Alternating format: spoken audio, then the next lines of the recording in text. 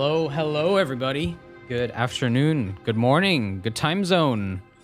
How y'all doing? Good to see ya. Look at that, so many people in the chat. What's up, Alex? Stealth Mouse. We got Mams in there. We got Laserbolt. Jared D, welcome in. Hope you're doing well. Howdy, howdy, y'all. Dante, how you doing? What's up, Han? We got a Scully. So many people. We got a Zerion. We got a John. Unbelievable. Hope you're all doing well. Thanks for tuning in. Good to see you. Today is a very special day. It's finally time to listen to your songs once again. And we are, of course, joined by the immaculate Ben Levin Music. Please give it up. Ben Levin Music. For Ben Levin Music. Ben Levin Music. Ben Levin Music. Ben Levin. Ben Levin. Woo! Ben Levin. Yeah. Ben Levin. Ben. Yes. Ben Levin Music. Hell yeah. Ben.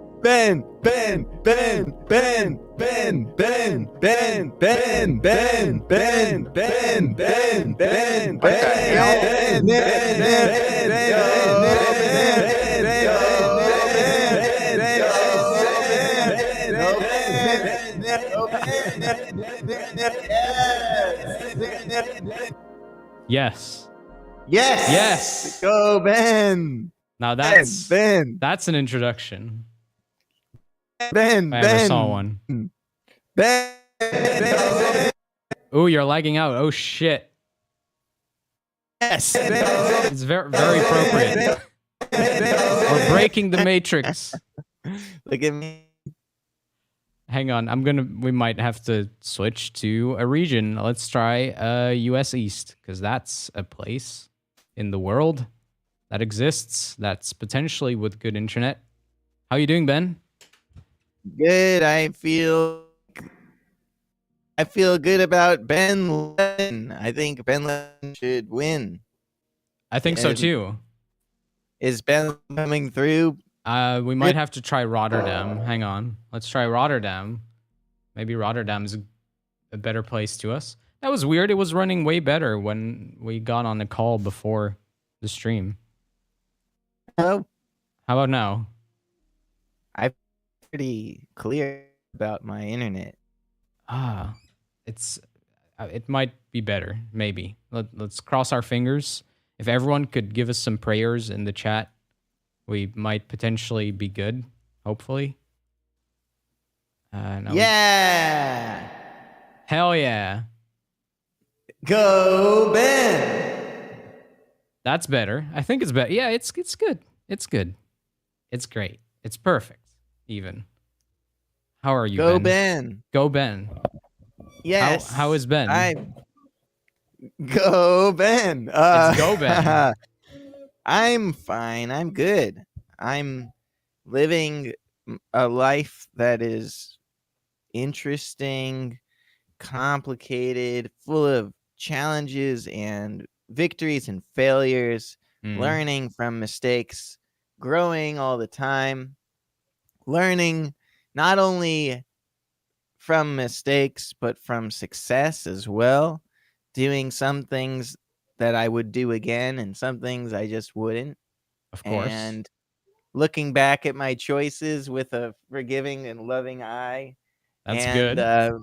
Just very proud of all the work that I've put into be the song challenge. Person who's made errors. Oh. And overcome my own your errors and done so much better in the future. Yeah. I just Hey Jess. This is actually Jess. We should have another intro for Jessica. We should all just chant Jess. Can we have some Jess in the chat?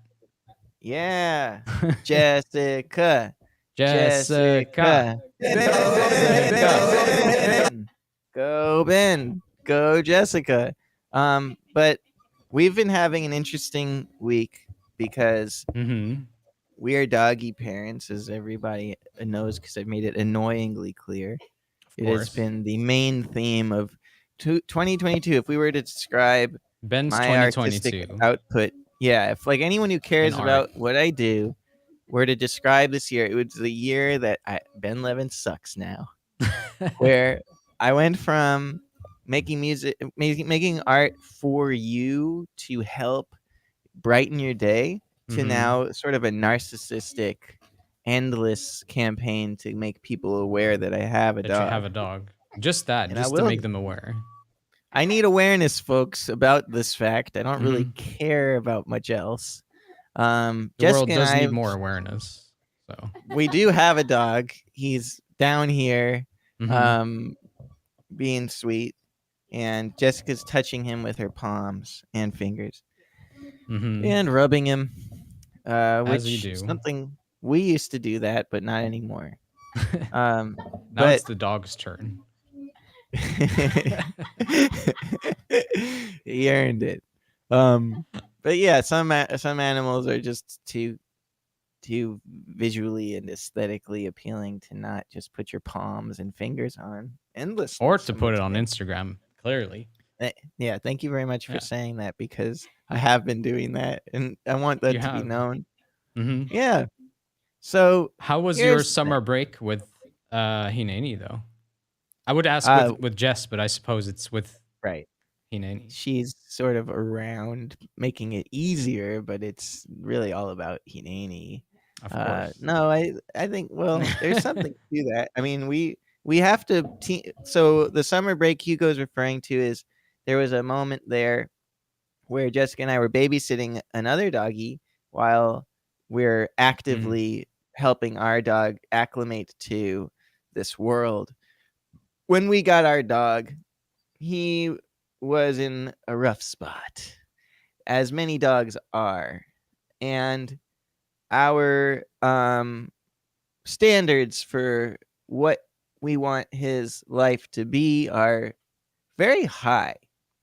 We want him to be comfortable in this world that actively wants to harm him in all kinds of ways. If you think about it, like we're reading a dog training book, which has a cool analogy, Mm. which is like Tony Soprano in the show The Sopranos, which is named after him. He's the main character. Okay. Tony Soprano is going to therapy in that show. Meanwhile, all these people want to kill him, and it's Right. sort of like no amount of therapy is going to help him through that.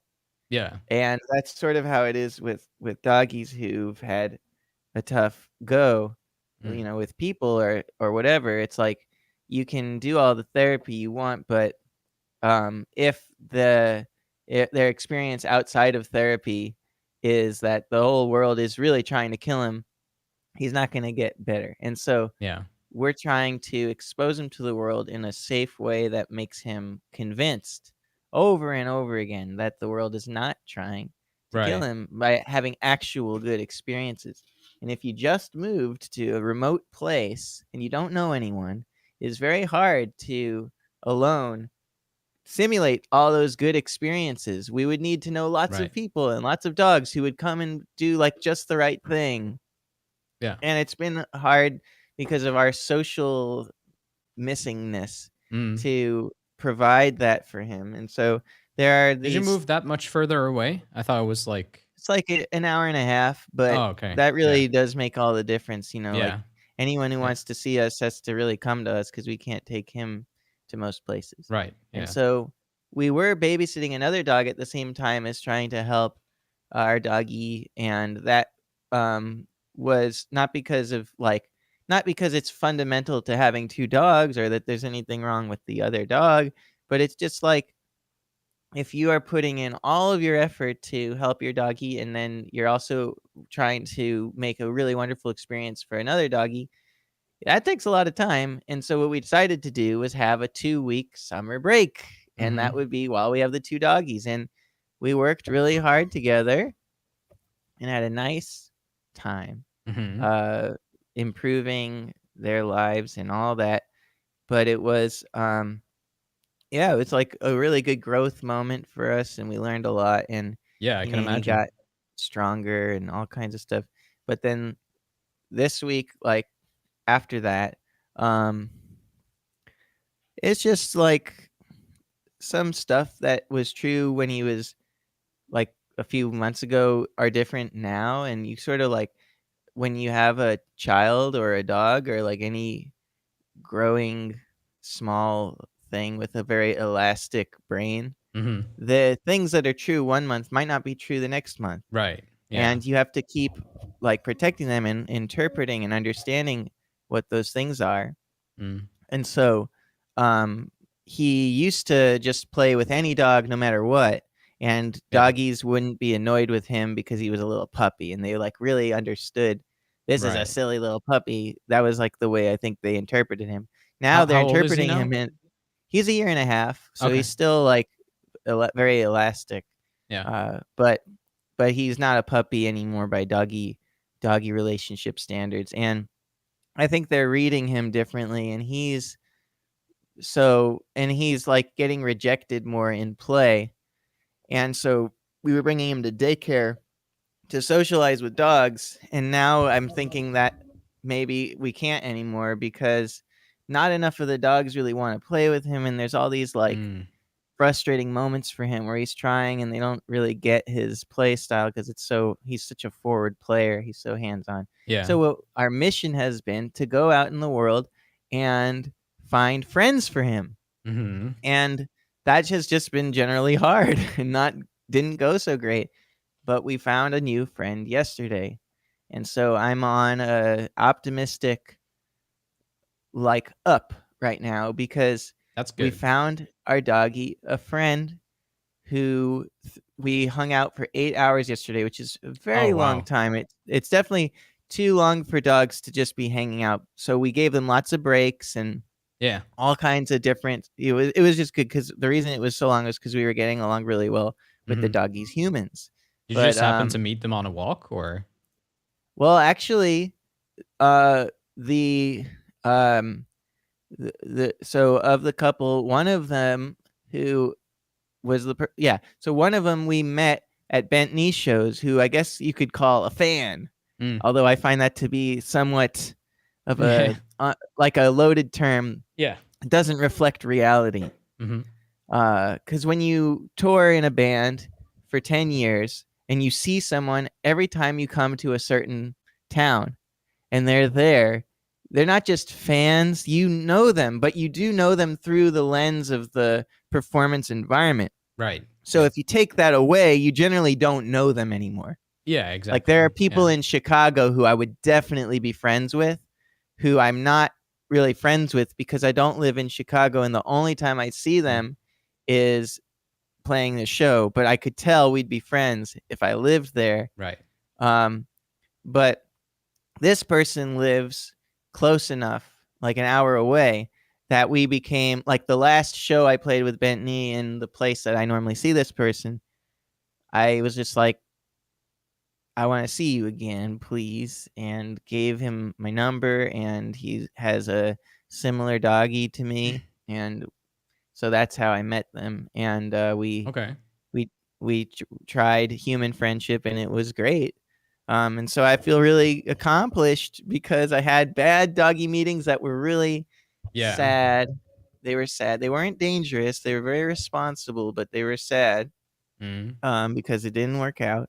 Yeah. Now yesterday I had a good doggy meeting. I want to That's tell great. everyone, That's very this is the optimistic. year. Yeah. Yes, it is. This is the year of me only talking about dog stuff.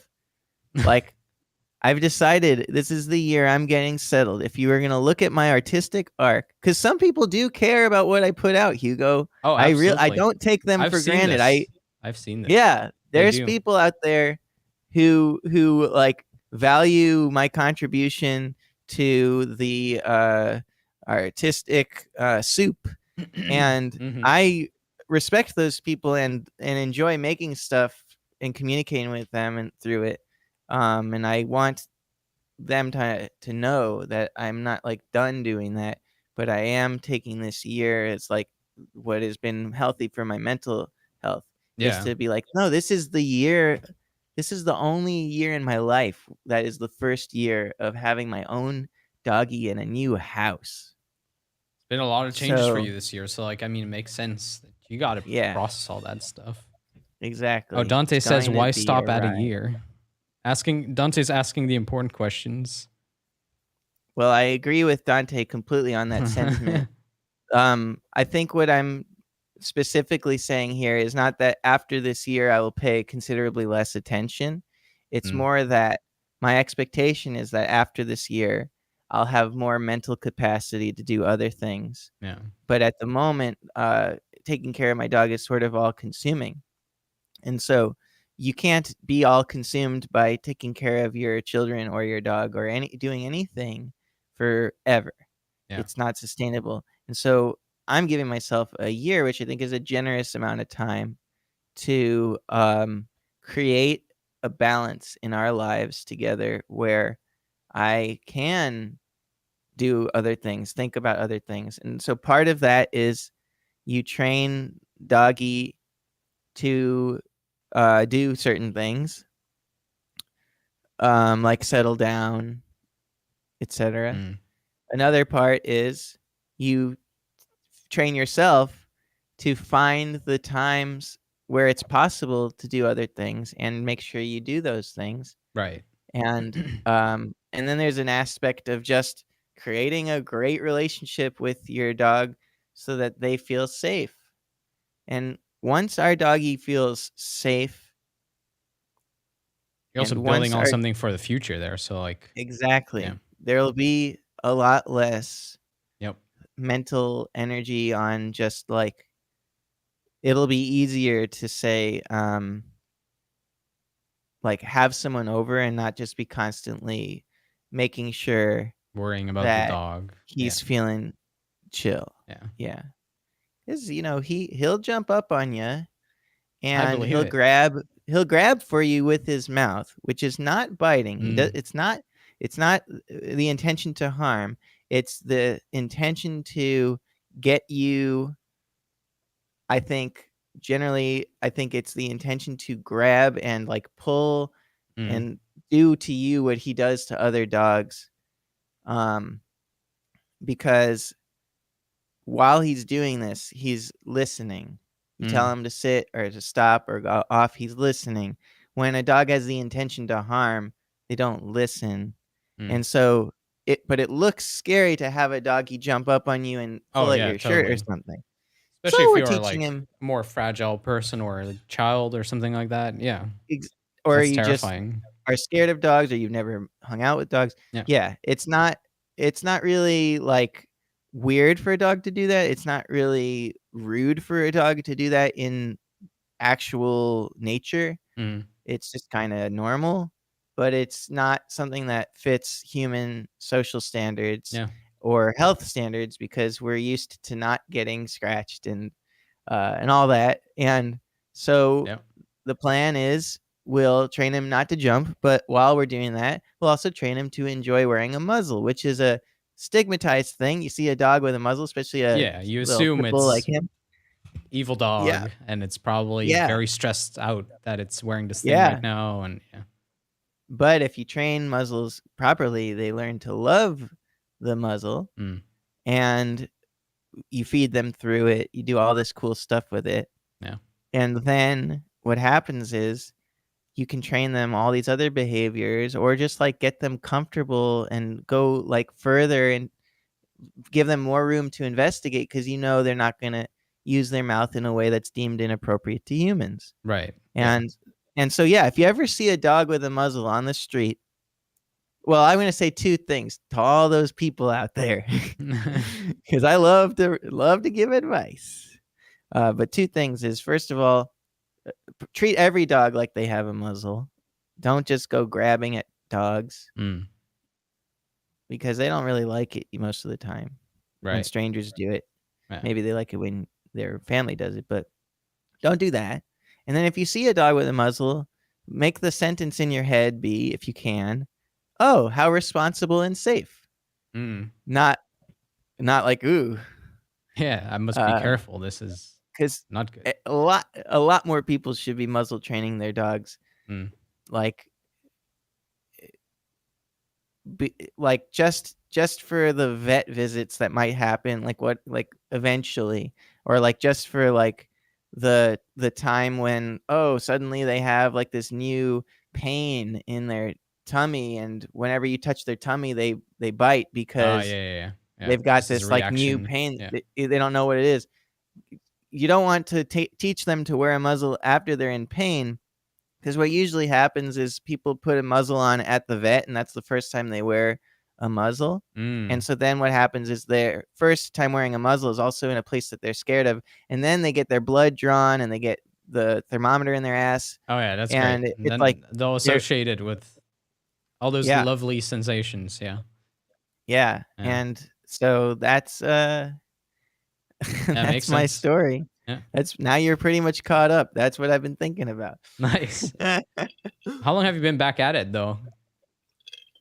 Back at doggy? No, back at work because you had like a 2 week break or something. I guess. Yeah, well, that's a good question. I mean, I've been teaching, Hmm. which is so easy. I Okay. really because you have to show up. It's Oh in yeah, the yeah, books. You just have to do it. So it's yeah. very easy to do that. It's like it's so it what's hard is working on my new album. It's hard what's hard is Mm. like making YouTube videos. These things where nothing bad happens if I don't really. And Yeah. Oh yeah, I so can I relate to haven't that. been. Yeah, but the song challenge was like nice because I know for you you were just too swamped. Yeah. And respect. For me, like it was a helpful thing to like. All right, I do have a couple hours. Mm. Like I can sit around and make some Reddit related mistakes, or like watch YouTube videos, or Mm. even just like look for look for inspiration, or I can just Sit down and fill the time. Yeah. do the thing. Yeah. And so this is my first song challenge where I did something. Hell yeah, that's And very cool. I remember when I did them back when the whole oh, thing you used to started. do them too? Yeah, when That's I started cool. the song challenge, it was like an idea to hold myself accountable. And then at some point I just kind of just like gave people prompts and just did my own thing. But That's cool. yeah, so the idea was to get back into it this month. Now Ben did his homework. I did not. I've just been too busy, sadly. Next time though. But yeah, Yeah. so we're gonna talk about the song challenge. It's very cool. Everyone wrote a piece of music. There's a lot of pieces of music this time, actually. I want to say there's like 18, maybe 18. So we got Wow. a lot of Well, listening they're to all do. really fast, right? That's true. There might be quite a few short ones. So yeah, maybe we won't sit here for 6 hours this time. So a lot of songs we got to go through. The prompt was to write a song that is fast. And of course, fast, I guess that's kind of relative to each and everyone's experience of what that could be. Like maybe if you're used to writing very slow songs, like just speeding things up a little bit is already quite a challenge in that context. But yeah, what was your approach like, Ben? What did you do for your Well, track?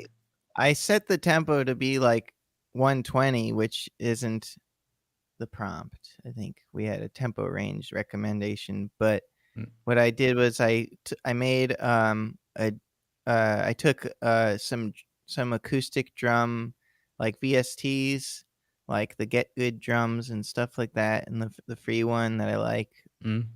Oh, you got some of Yeah. the Nolly drums? Yeah, just some like realistic sounding drums. And I decided to make beats that were mostly like 30-second notes and kick drum patterns that you wouldn't want to play. Mm. Maybe you could, but you wouldn't want to.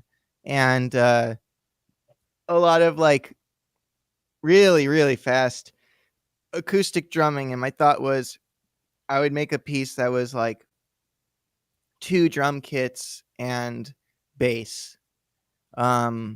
And make it like really, really stupid fast, so it sounds ultra fake. Mm. But then nothing I ever set out to do happens. I always change the plan. So then it ended up being like I ran all those acoustic drums through the little altar boy, which is like a formant shifter. So it makes your drums what a formant shifter is usually used for is to make your voice change. So if your voice is normally like this, you might formant shift it and it'll be more like this, or like even like basically this is basically the idea where the tone of my voice is changing, but so is the pitch. Formant shifting would be this, but without the pitch changing. So it'd be like this note, but then we would have this kind of tone, or it'd be like this note, and then we have this kind of tone, and it's just something you can do with your voice by raising and lowering your larynx. That very dopey sound versus that very like nasally, squeaky kind of. Exactly. Yeah. And I put that on the drums, so instead of like is like, and then I like the impression. That's great. Thanks. I just kept doing that, and I was working on that, and then I got really into solcatu again, Indian rhythmic solfege, conical, South Indian classical music, rhythmic, educational and performance related syllables like it goes well with beatboxing to mix them together. And I was watching some videos of that, and I watched the one that I think everyone has seen with there's just like a bunch of really good ones nowadays on YouTube, and I just kind of copied that stuff, and it was really fun. And that reminded me that that's a fast genre. Oh yeah, for sure. Especially as you subdivide more and more. Yeah. You know,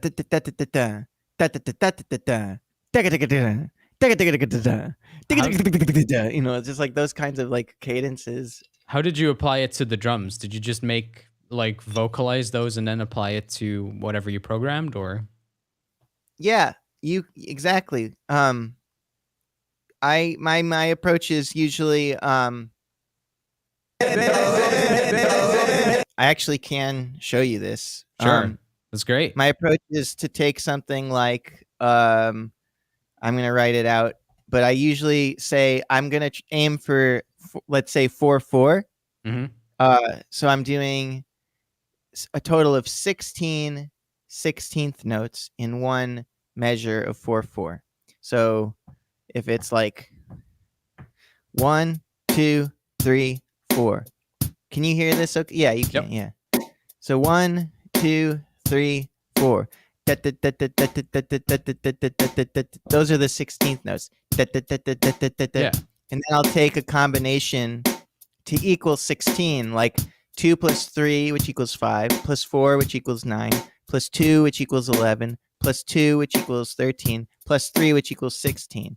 So it's 2 plus 3 plus 4, plus 2 plus 2 plus 3.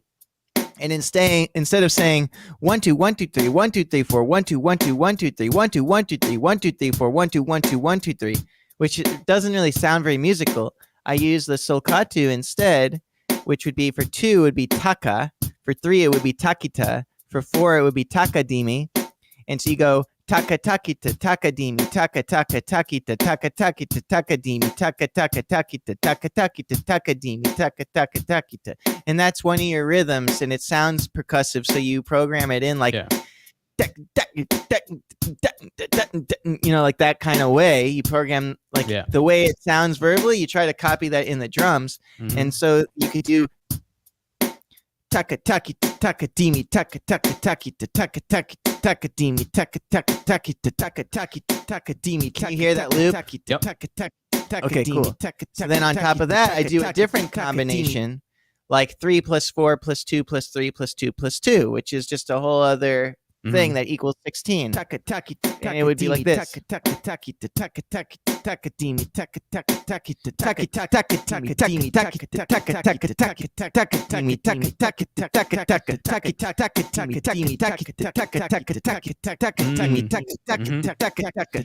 this like that interplay between the two different rhythms.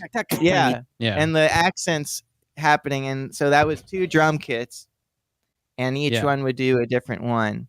And I That's did a cool. whole bunch of that. Nice. Just a whole bunch of that. Awesome.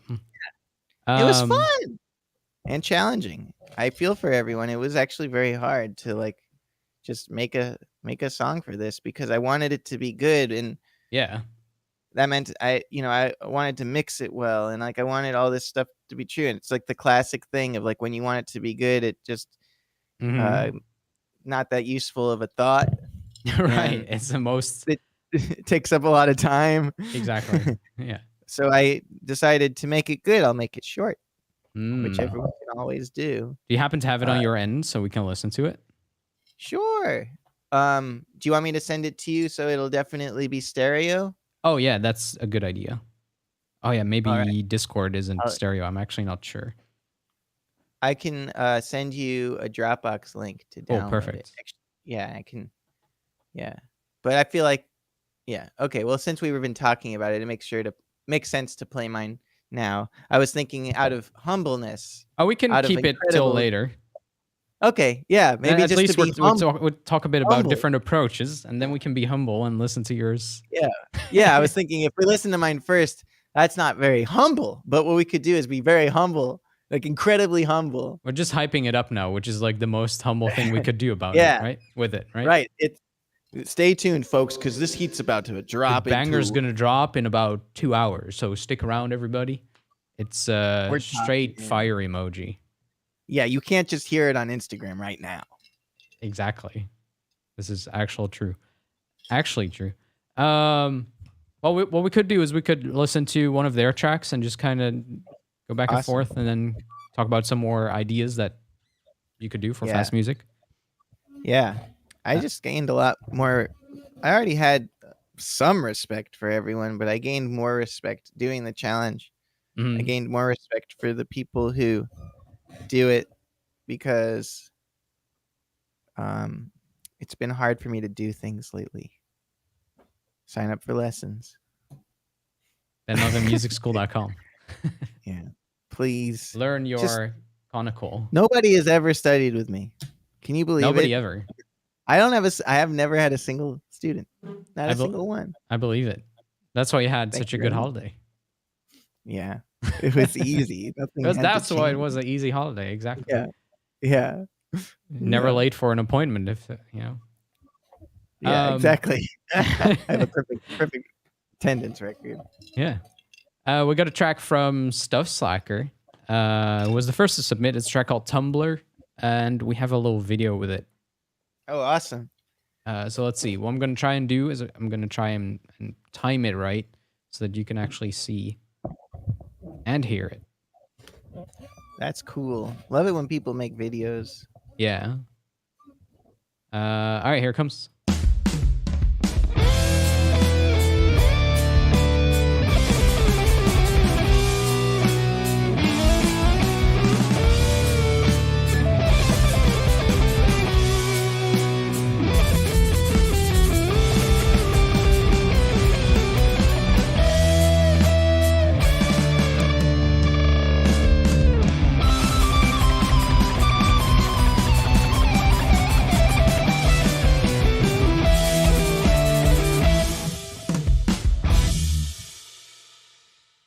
Nice. Yay. Like just little fast ARPs at the end. That's fun. I'm so proud that you've embraced the zooming VQGAN script that we learned Yeah. a few challenges ago. I ran into the person who made that script. So what I'm talking Really? about here is in the video. Yeah, the video there was made with a very cool adaptation of the text to image thing where Yeah. it zooms and pans, and it's very creative and engaging to work on. And the person who made that script asked me if I used her script, Mhm. and I did. I realized, like, oh damn, I did. And so I just want to put her Twitter on. Oh, she like here. reached out to you after seeing it or something? Yeah. I want to just put it to anyone who has been enjoying her VQGAN script. If you shout her out or say something nice, I think it'd be really rewarding to her because Hmm. People don't get a lot of credit for that stuff. Yeah, for sure. Are you dropping it in the YouTube chat? Yeah, I did. I broke a rule and dropped a Twitter thing, but I think because Ooh, I'm I think that's not working then. It just oh, did says it not show up? VQGAN script for zooming. Oh yeah. So I'll just say Well, slash. I'll just say maybe I can post it yeah if you send it to me. Twitter. Okay, good idea. Because I would really like to. I just feel like it's thankless work sometimes, Mm-hmm. and it really has helped me a lot. There we go. That's the link. Did that come through? Is it also blocking my links? No, it should have come through. Yeah, you're the god of the stream. It should Do be you there. see it? Yeah, it just had to check it first, and so it took a second. There it is. Oh, okay. Yeah. Cool. Yeah. Tell her hello. Nice. So, did you talk more about the script or what? Well, the script is no, I mean basically all it was just like thanking her and shouting her out and just but I would like to know more about like how because what she Mm-hmm. did that was different was before VQGAN was just creating an image and she made it a zooming image. So I don't know how you figure Yeah, that out. I found that But one way easier to use as well, rather than just the one that generates images. it's like more yeah, it's like further along. Yeah, and it's also just it leads more to a video that's instantly usable. I Mhm. feel it's more transformative because of that zooming element. It's awesome. Yeah. You used it a bunch as well. Yeah.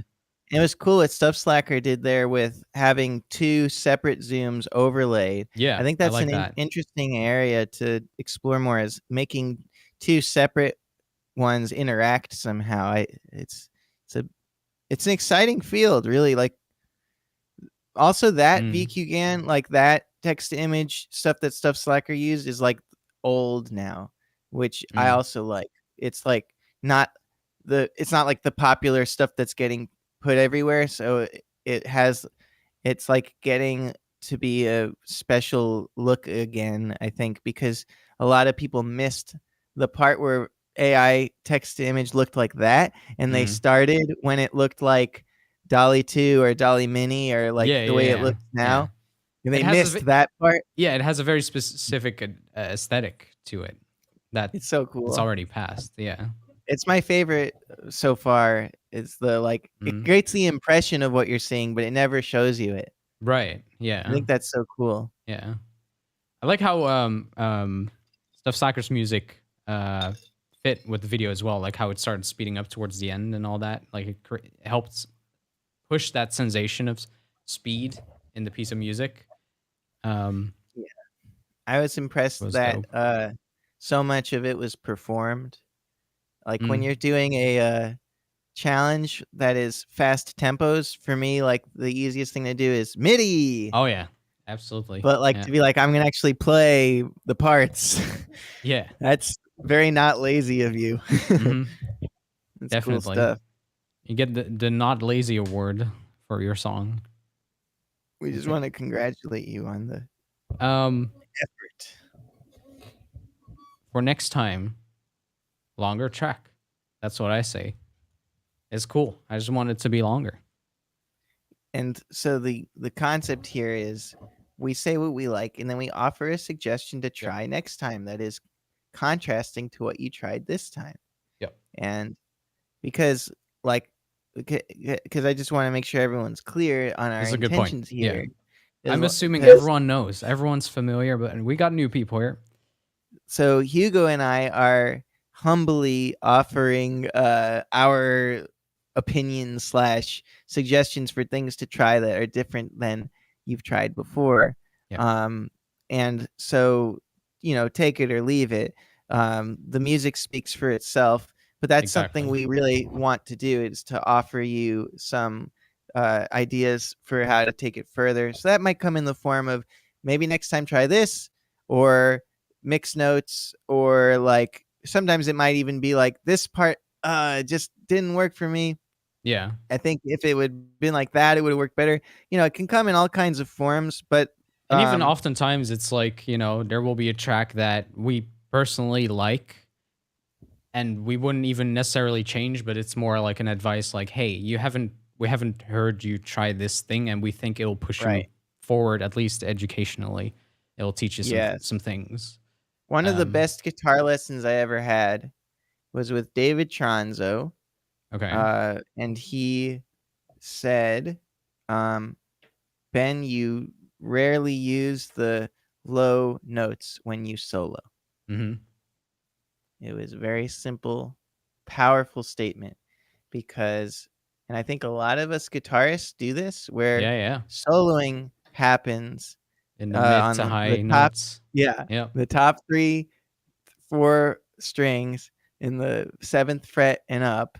Yep. And we don't really use the low E string very much unless it's part of like a thing. Yep. Um, and that just saying that was like so helpful because I had to find a way to make the low stuff fit into the improv. And then once you start doing that, you can start accompanying yourself more in Mm-hmm. your when you improvise. You can improvise more like solo guitar stuff once you're used to using low notes. And it's just good advice. It's a thing I Yeah. didn't do. Wasn't like what I was playing up there was bad. It was just I didn't do that. I hope you wrote or performed a low note only solo after that. Just Yeah, I exclusively hit the low should. notes. Wouldn't that be badass? That'd be an It'd be interesting so like prompt. contrary to what normally happens. Yeah, play a bass solo. Yeah. Bass solos usually suck, right? Because you can't hear them.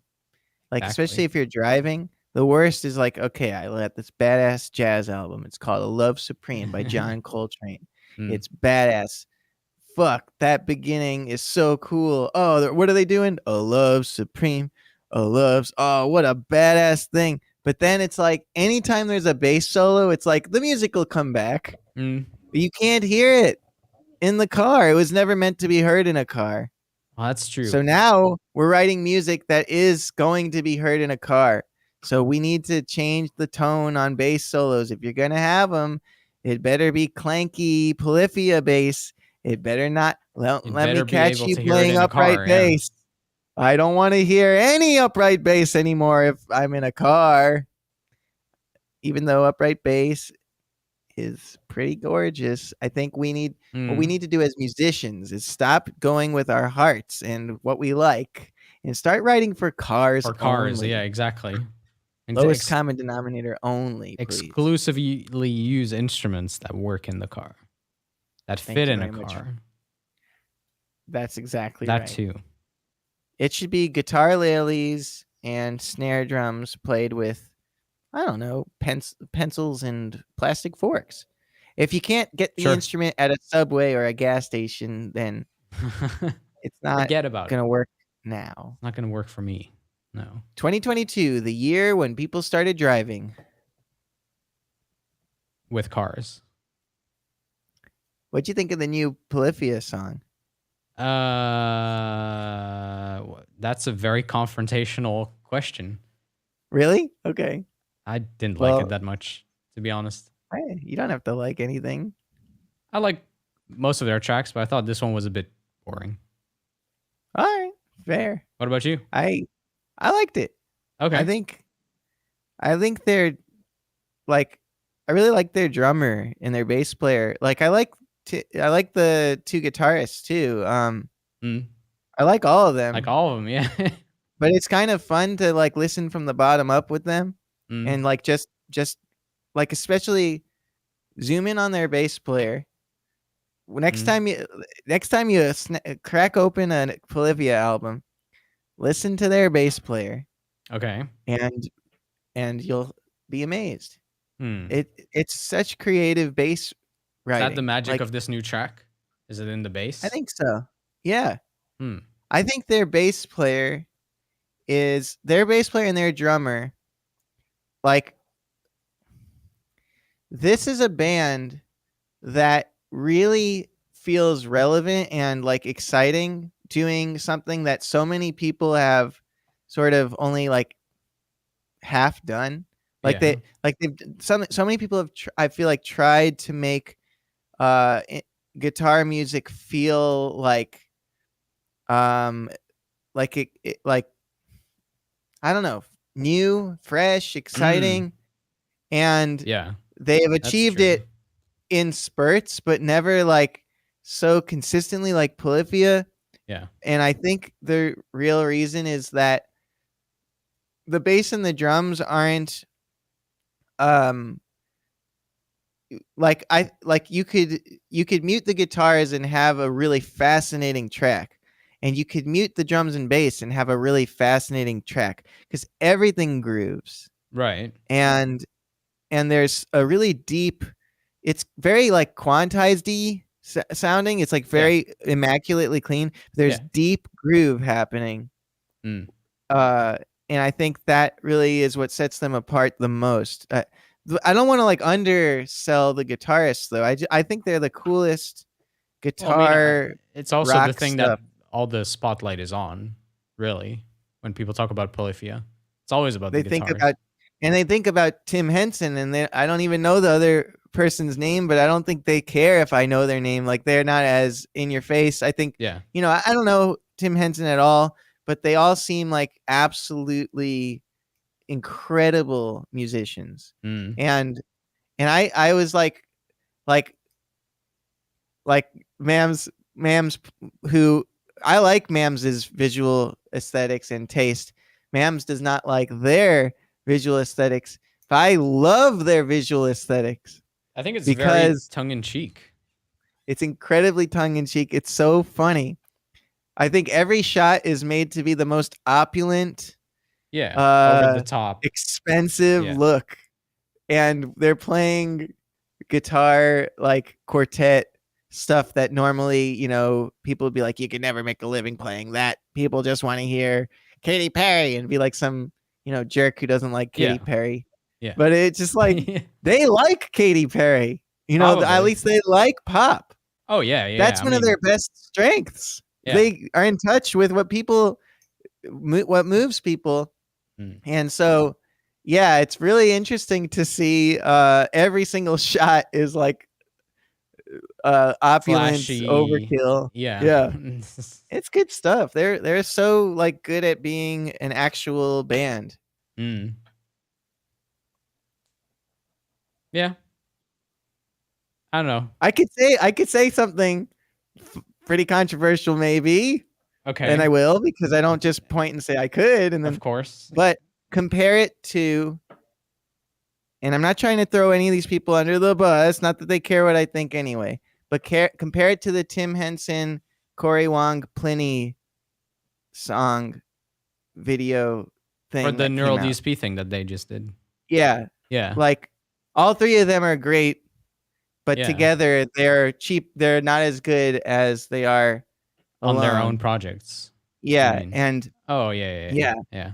And that's, I think, a good example of how if it isn't a band, the three of them aren't a band. No, they're just But that's how it they just make a track together, kind of. yeah, and that's like that's the opposite of what Polyphia has achieved.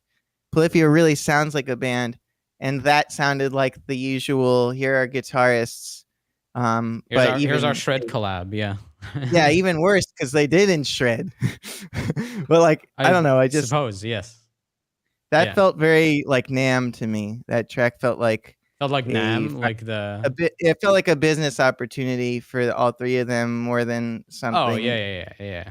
Really artistically motivated or yeah. Yeah, I don't think it's a track people will be talking about in a couple of years. Like, oh, remember when Tim Henson played with Pliny and Corey Wong? It's kind of a missed opportunity, but at the same time, I know like you can't just jump into having great interpersonal band dynamics. That's very true. I don't think That's a good I'd have point. done any better. Oh no, absolutely. No. I didn't take it that way either. It's just like Yeah. It's very telling how different it is from their work in their bands, kind of thing. Yeah. Yeah. It's interesting. Yeah, because I've seen Corey Wong's live show and it's spectacular. And I'm not as familiar with Pliny, but I know everyone loves Pliny. Yeah, it's great stuff. Yeah, Polyphia. but then the three of them together felt like a backing track with same opulence, same look, the pool and everything. Yeah, But yeah, definitely. Yeah, that where was did it leave you? definitely had that. Yep. Yeah. But Let's listen to Nyaitupi's track. Let's see how opulent Nyaitupi has been this month. nice. Yeah, let's take us to opulent level 3. It's called Partial Differential Etude or Etude. So we got a little bit of a study track. Nyaitupi beats to study to. Let's see here. And here's what it sounds like. Some big old blast beats. Good stuff.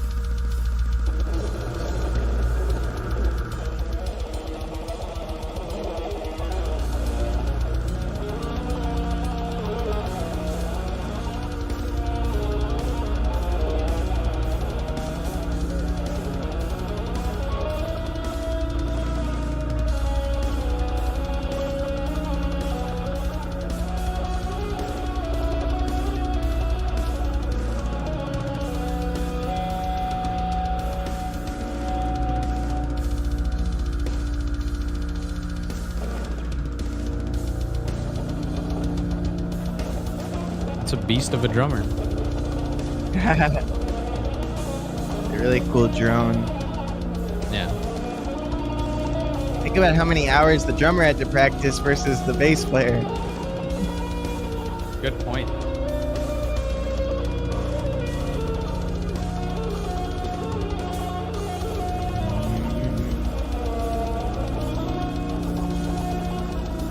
It's a nice modulating drone, yeah. Look how it evolves.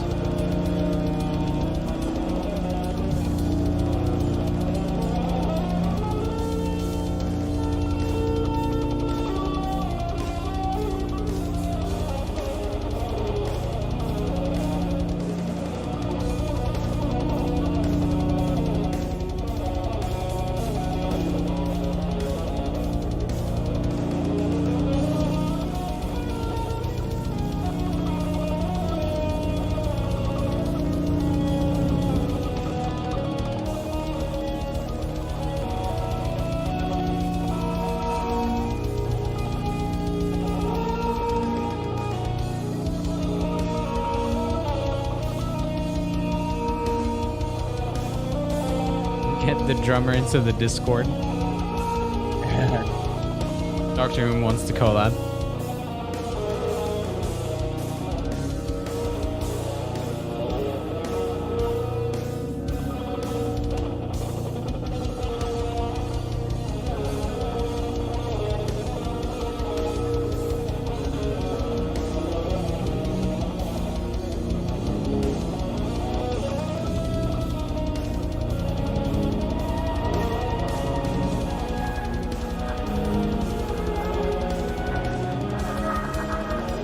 Oh, did you sample something, Yai, or what did you do for it?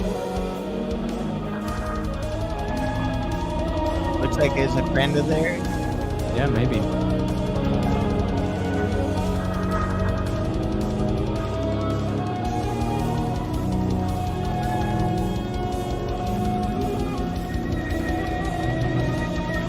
I like this melancholic synths on top of it.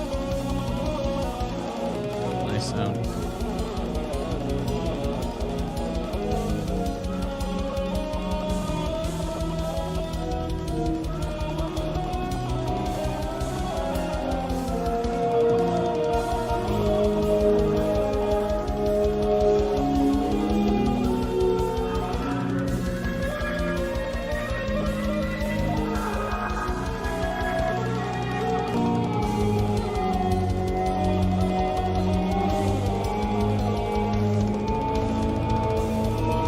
I am curious what the drummer's name is. Yeah, if you don't mind sharing any of their links or anything, or like just their name. Yeah. I'm curious Wow. too. Dang. Okay. I like that was intense. I like how abrupt the ending was. That's a very cool way to end it. It's like, ow, we're done. Done. Yeah. Just drop it out. That enters the speed realm where it becomes ambient music. Mm. because we've got the such constant speed that it becomes a like a musical Almost like fabric. a, yeah, exactly. Yeah. So that was Sarah on the drums, or Sarah. I guess so. I'm That curious must be what their else they artist do. name, maybe. Yeah. Yeah. Where can we find more of this drummer's work? Because that really is insane. If and what? Yeah, How it's did you tight record? as fuck. Yeah. How did you record that though? Like I'm kind of baffled that there's no samples involved, because it's also like such a well recorded like kit. Like the kit is like fancy. Mm. Um, but Otherwise, was it mainly like, keyboard sounds through effects and guitar, says yeah, that Nyai. the drones were really cool. Yeah. Really a nice drone sound, and that was all in Yeah. Locrian, you said. Let's see. Um, Mm. I need to be able to hear this thing. It was cool to kind of hear Nyai's usual freestyle improv style blend with those blast beats. I thought it was an interesting combination too. It's a nice way to use the speed aspect of the prompt too. She did the drum part, electronic drums. Yeah, I did the keyboard sounds and then the guitar solo. Cool. Okay, so it was like a collab, I guess. Yeah. Yeah, it's awesome. Yeah. Yeah, so it was played on like a electronic drum kit. That's cool. Mm. Well, yeah, I mean, it's it's just wild to imagine playing drums like that. I don't know. I like there's a lot of, cool like aspects to the freak out nature of the guitar, and Mm. I but I like I've I've been in the position of freak out guitarist, but I've never been in the position of Yeah. drummer who has to play like that. Mm. And so I'm just so curious about how Sarah I would like to achieved see this that. kind of drummer achieve a status like Polyphia. Also Yeah, with opulent visuals and all that. But also just a yeah, blast beat drummer. yeah. It's like that's like Can you that imagine if that person. kind of drumming hit like mainstream? That's just drumming.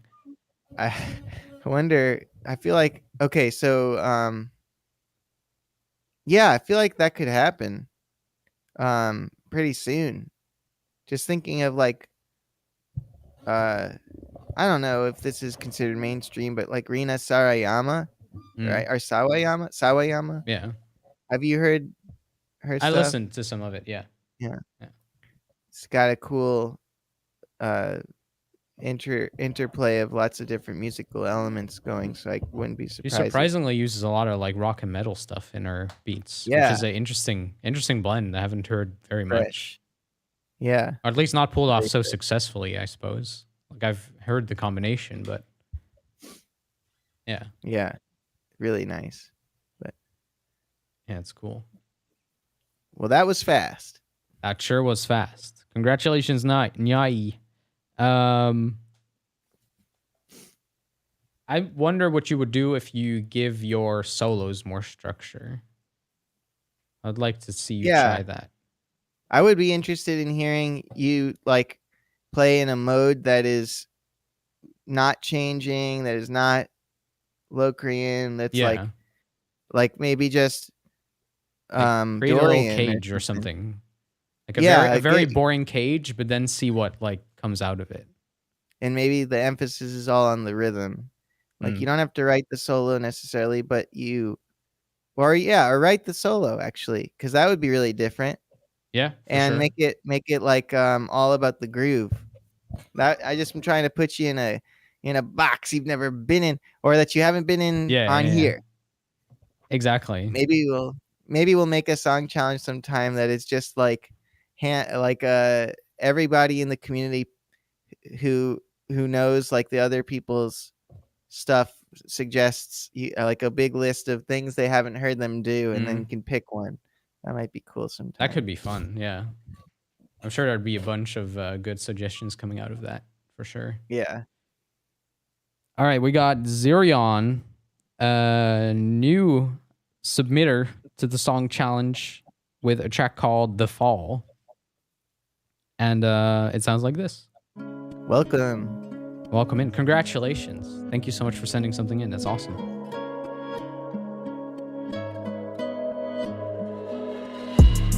No, this is track 3, you're right.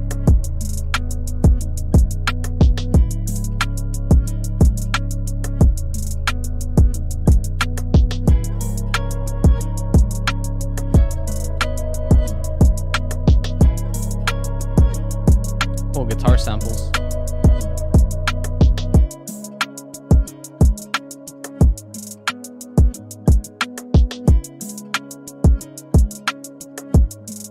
Safe to play in the car. Yeah, this would work. That's good.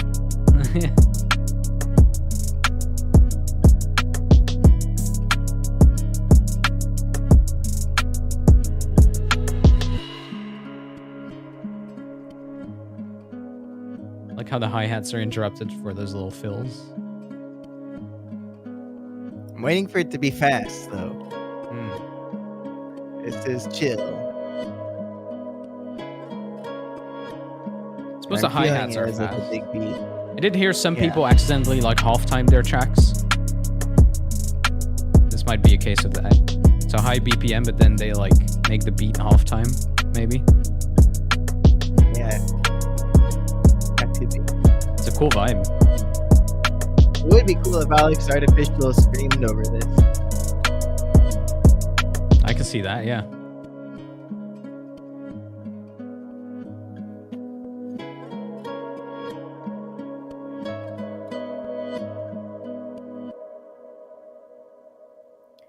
Yeah, Alex screaming over this. That'd be an interesting collab for sure. Yeah. What's the name of the person who submitted this? Zerion. I hope I'm pronouncing that right. Zerion. Yeah, if you're here, Zerion, first of all, great job and welcome. And second of all, Alex Artificial is a really good screamer. So if you are interested in hearing that happen, and Alex is interested in doing it, that would be sick. Alex Artificial screams like I want to scream. I hope to scream like Alex Artificial. So. Oh, yeah, there they are. There they are. That would be sick if it happened. Yeah, Zerion, great job. Congratulations. Very cool guitar tone. Very nice chill. Nice production. Sounds crisp. Sounds very clean. I wish it was fast, though. Like, really crazy fast, because it's the fast challenge. But you know what? I don't really care that much. I just like the music. I just like to hear it. I'm glad you're here. Oh, yeah, absolutely. It works for me. Yeah. Yeah. Cool. Congrats. We got Sumika with a track called Broken Glass. Nice. Let's hear it.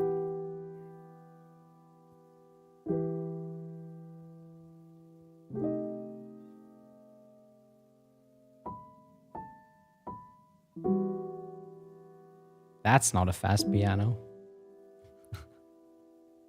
Yeah. How dare you? Well, if there's reverb, it's super fast because it sounds dry. Ah. Hold on to this feeling.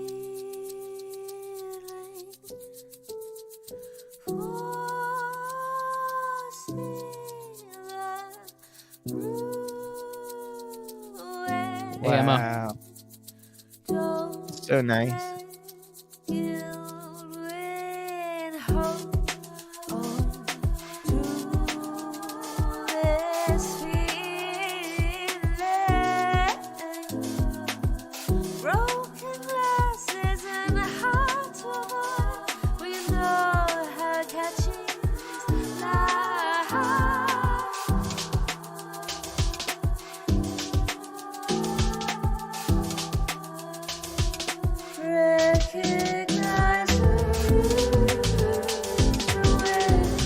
Yeah, I can see how the fast prompt influenced this here. For sure.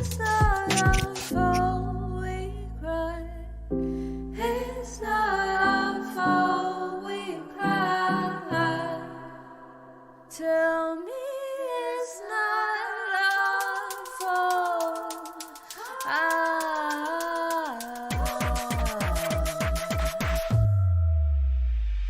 When the reasons don't make sense, I'm gonna Full change. scream, yeah. When the reasons don't make sense, I'm gonna ride.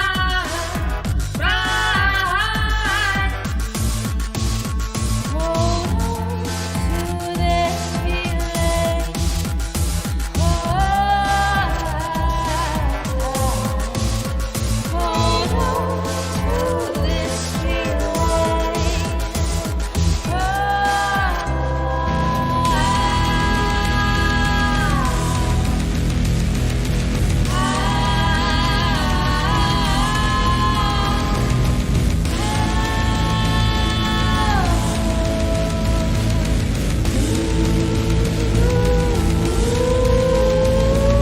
I could hear Rina Sawayama do this.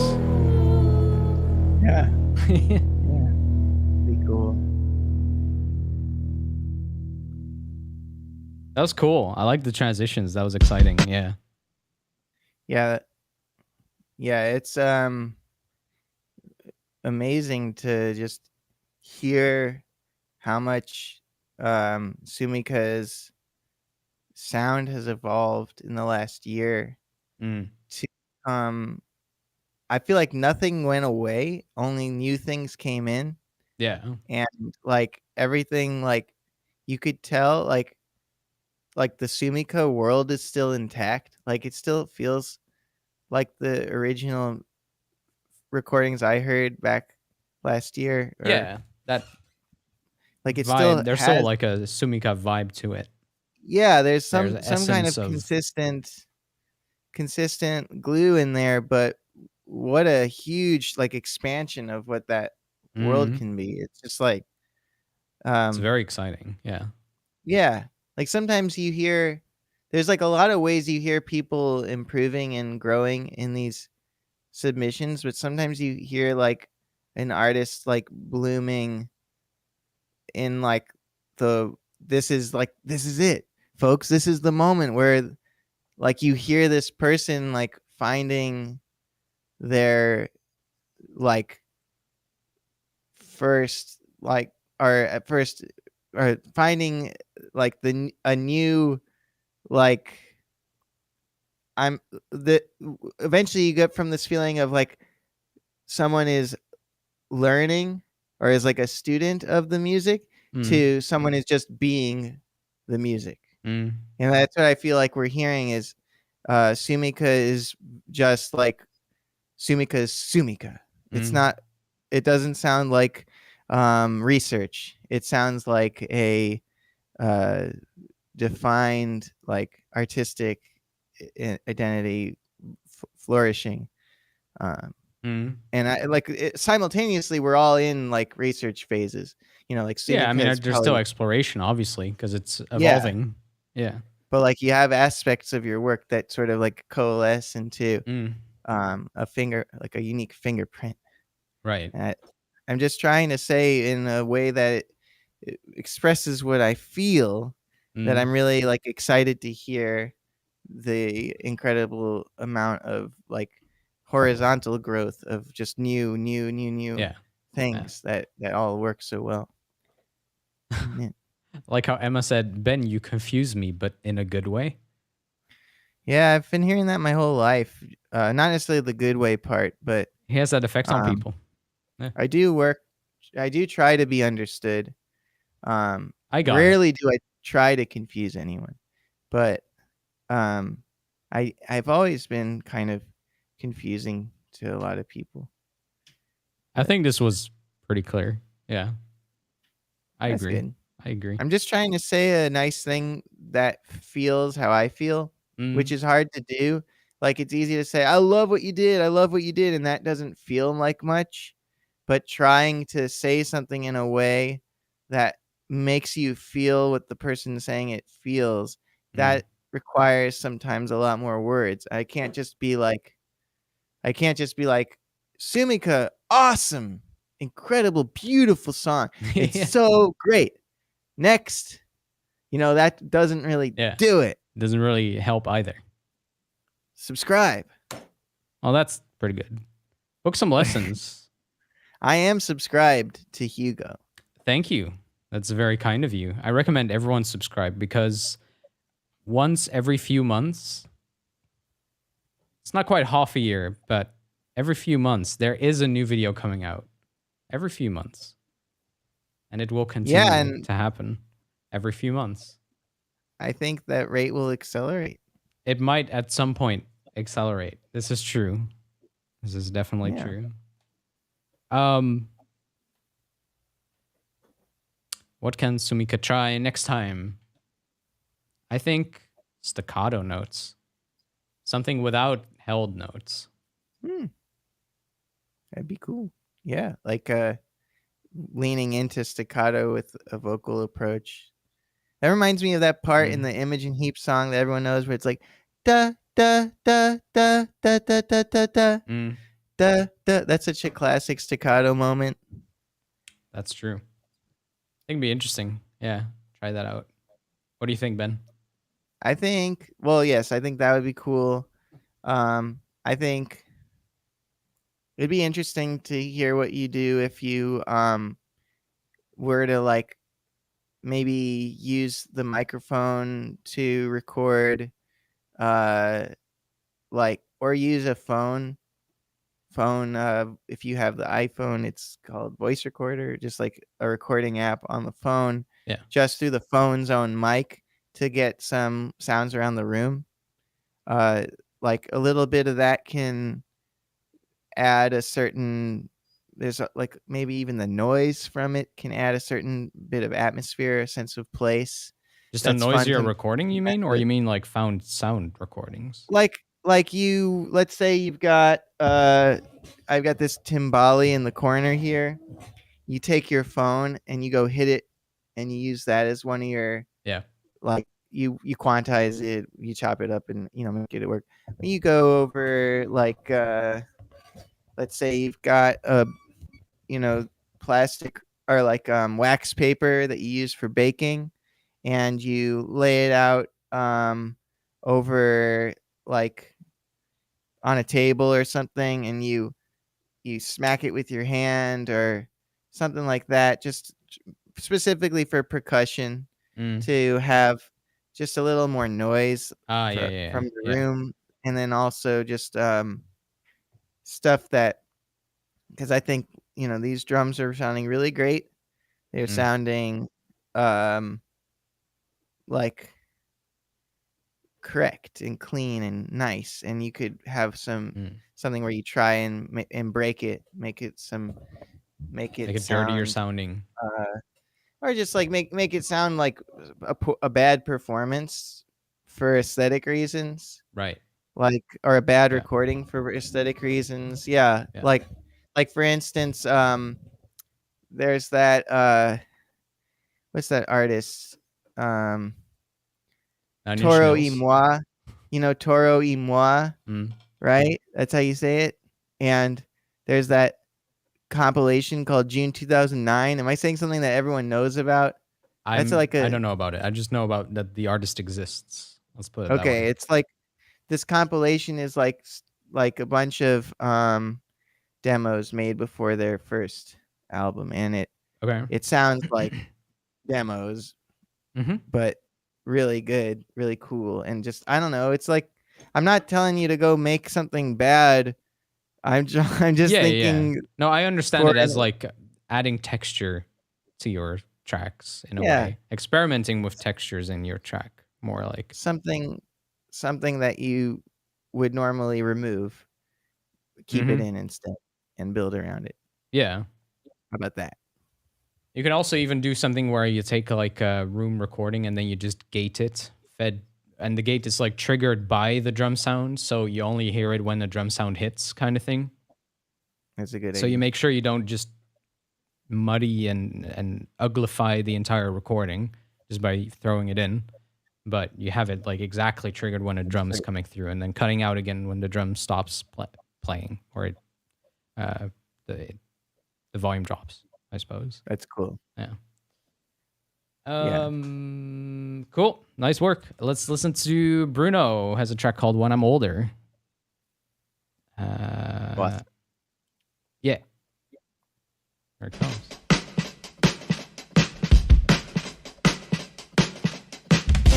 Taking big breaths is not enough for me to live.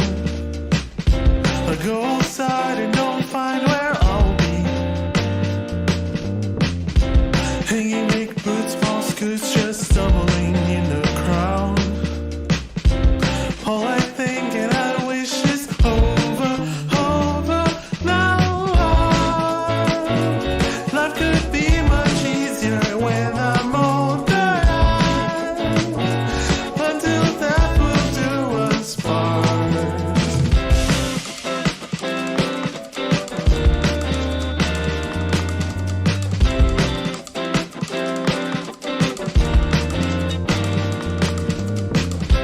Call me outside when life was better than it used to be. All I had just make sounds I hope is enough for me. How can I think and feel this thing moving life around? My best wishes are lost and over now. Life could be much easier when I'm older. Life till death will do us part.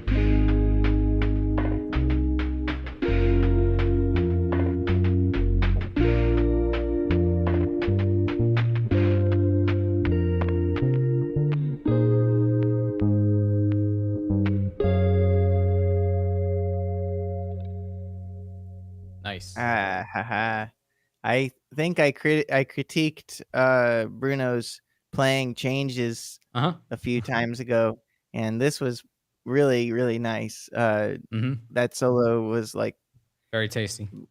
you know, from a academic standpoint, it nailed the changes, but it was also a really great solo. Not only did it nail the changes, it was really Properly nice. followed the changes. Yep. It properly did the correct thing. No, it You just properly did the academic thing there, Bruno. Well done. but it sounded great, fit with the song really well, and I like the little harmonically cool melody thing that happens in the chorus, the high note that feels special. And Mm-hmm. yeah, you're training your jazz real well. Yeah. If I were Can to hear give it. you and I like the way both you and Sumika did fast.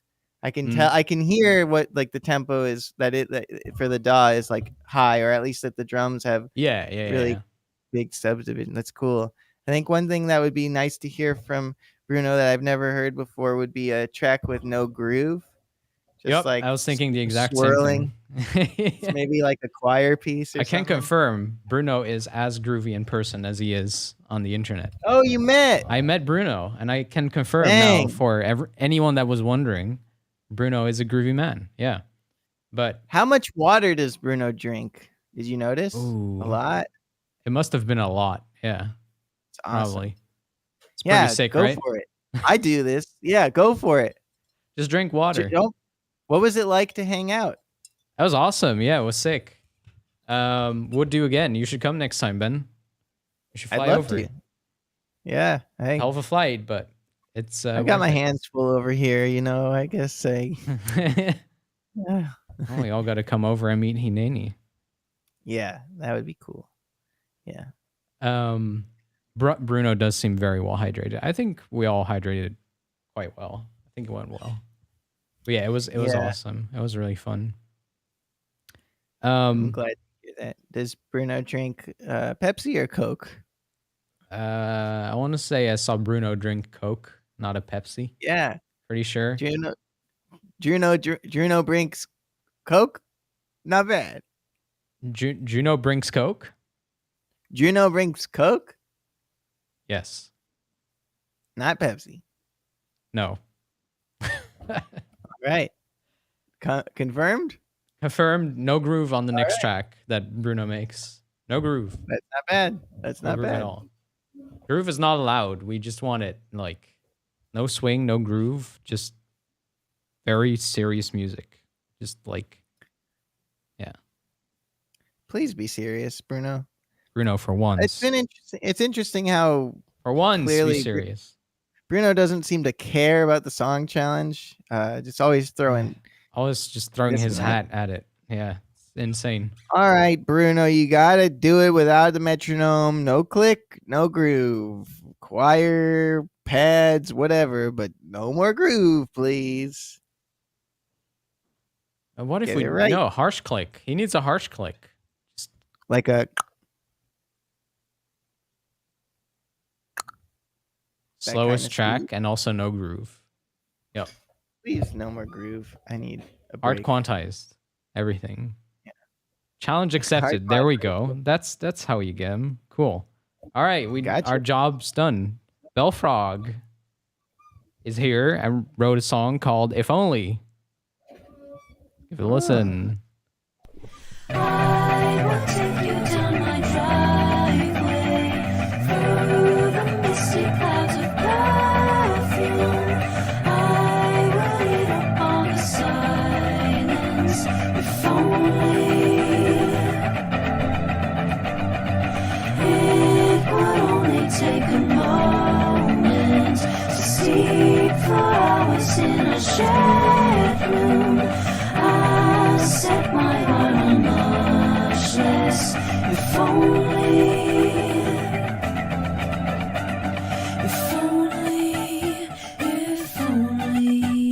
I could be what you want from me. If only you could see what I see in me. Someday deep inside the sunset, between the purples and the oranges, I remember all the perfume. If only the fog is thick between our faces, I can't see past your brown eyes. We'll remember all the perfume. If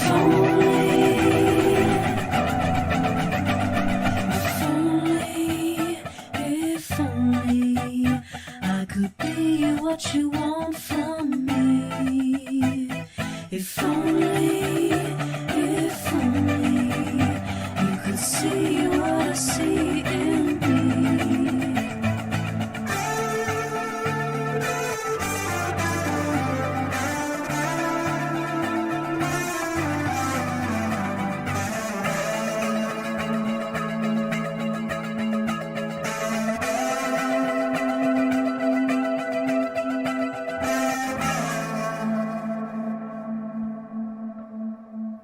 Cool. That's a nice solo. I like that. Yeah. Wow. That was super innovative to me. I felt it was so fresh, and as Mams pointed out, the guitar driving all the Yeah, rhythm exactly. felt great. Worked so well. Mm-hmm. Was fast. For sure. The Like how it, and all vocals- suggested by the guitar. That's what I thought was really Yeah. amazing about it. Yeah. totally, the vocals were so cool and Mm-hmm. relaxing and pretty and very evocative of good vibes Mm-hmm. and Bit of a nostalgic vibe, which I like. yeah, a real summer jam. Mm-hmm. Which is appropriate because it is summer. It's hot, let's be honest. It's hella hot. Yeah. Will someone way just too hot. admit that it's damn hot? It just got hot Absolutely. over here. In Australia, it's cold. Fuck. Isn't that weird? It never gets cold there, though. It's never cold. It was cold. Just the other day, Tuesday, it was very cold. Were you in there? Australia. I was teaching in Australia from here. Oh, god damn. That's Yeah. quite a distance you're teaching there. Yeah, it's all the way in Australia. My god. Here is here. Australia is there. Mm-hmm. The technology, that's incredible. I'm teaching at the Monash University. Monash University. That's where I teach a course on. Currently, I'm a guest teacher teaching a course on pairing visuals and music for social media, Oh, and it's a really cool gig. that's really interesting. Yeah. How'd you get that It's cold gig? over there. Well, I did a talk about being social media artists and the ethics of social media art, which is a topic I was really into last year and the year before, that I think has now changed a lot. Yeah. But the talk went well, and they had me on to do a whole 10 lesson thing, 10 class thing Oh, cool. on that topic where everyone makes something. And Yeah. the first class was all just me showing them the AI tools that are out there now that I've been using. Yeah. And it's exciting to see what they'll do. Mhm. But that was in Australia, and it was cold. And this music is good summer music. I just want Very to hot put out a music. little prayer to everyone. I want to offer a Please. prayer, moment of prayer. Please do. Dear Bellfrog. This was Bellfrog's piece, right? Yeah. But it's a prayer Dear for everyone, Bellfrog. right? Everyone's praying to Bellfrog. Oh, okay. Dear Bellfrog, help us all continue to be blessed by your unique ability to chill in your music while being at a high tempo, because I think that is Amen, brother. really special, texturally special. And I just offer a prayer from this whole community to please bless us with more of your wonderful art. And thank you so much for that wonderful track that my doggy's laying on his side. My wife is laying on her back. Well said, brother Ben. Goddamn! Amen. Hey. Yeah, that was awesome. Amen. What should Bell do next time? Rap. Rap? Cold. You don't have to release your first rap, but I think Cold rap. mean, I think everyone should try all the Try different rapping? musical things that Oh, we that's love. true. Yeah. There's so many musical techniques all over the world, and we should explore them. We should try them out. And rapping, I know that it's a super exposed thing to do, and I know that like it's the kind of thing where it's easy to sound cheesy or like Oh, yeah. immediately alienate people with your inexperience with it or whatever. But there is like, if you, whether you include rapping in your music or not, there's something that happens to your sense of melody when you do rap. You can hear this with artists who rap and sing, like Kendrick Lamar, for instance, who sings sometimes in his music. You can see that there are certain melodies and certain like really cool hooks that come from that rhythm first approach. And I think Bellfrog, if you were to rap, I think you would learn something really cool. And based on your reaction, I think you should definitely do it, because that's telling. That's when people are that surprised when you say to rap. Yeah, you are in the majority. This is a common reaction, but it's fear. It's nothing wrong with you. It's very common. Most people are afraid to do it. Oh, yeah. If you haven't already been doing it, you're probably kind of uncomfortable to start. And I'm not saying to do it publicly. What's a good way to start? I'm just saying. What's a good way to start? Yeah. try to have a favorite hip hop album if you don't already. Listen to that genre, which is like that's like saying listen to rock. Like it's listen to classical music. Like obviously, if you probably want something more specific than that, but I'll give you in case you're not aware of a couple things that there's Run the Jewels, which it's very popular. I think it's a really fun place to start because so many of the rhythms are so catchy. It's a lot of straight up rap. Yep. Like there's like a lot of rapping in that band. Run the Jewels is like really, really just great, like first rap album ever material from my perspective as someone who didn't exactly grow up listening to rap but kind of came into it later. Open Mike Eagle, also great. He's got his own style. I think he's super unique.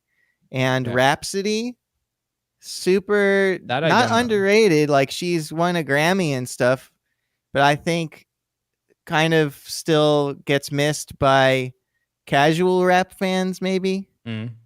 But like doesn't make sense. Like she has this song about Oprah on this album that's all about different like I think it's all about women that she has like learned from or like looks up to, or like it's just like honoring a bunch of women. It's really wholesome, beautiful album. But this song about Oprah, it is so catchy. I gotta find the name of it. It's lame to just be like, and Rhapsody is spelled Rapsody, like Rhapsody, not like RHA.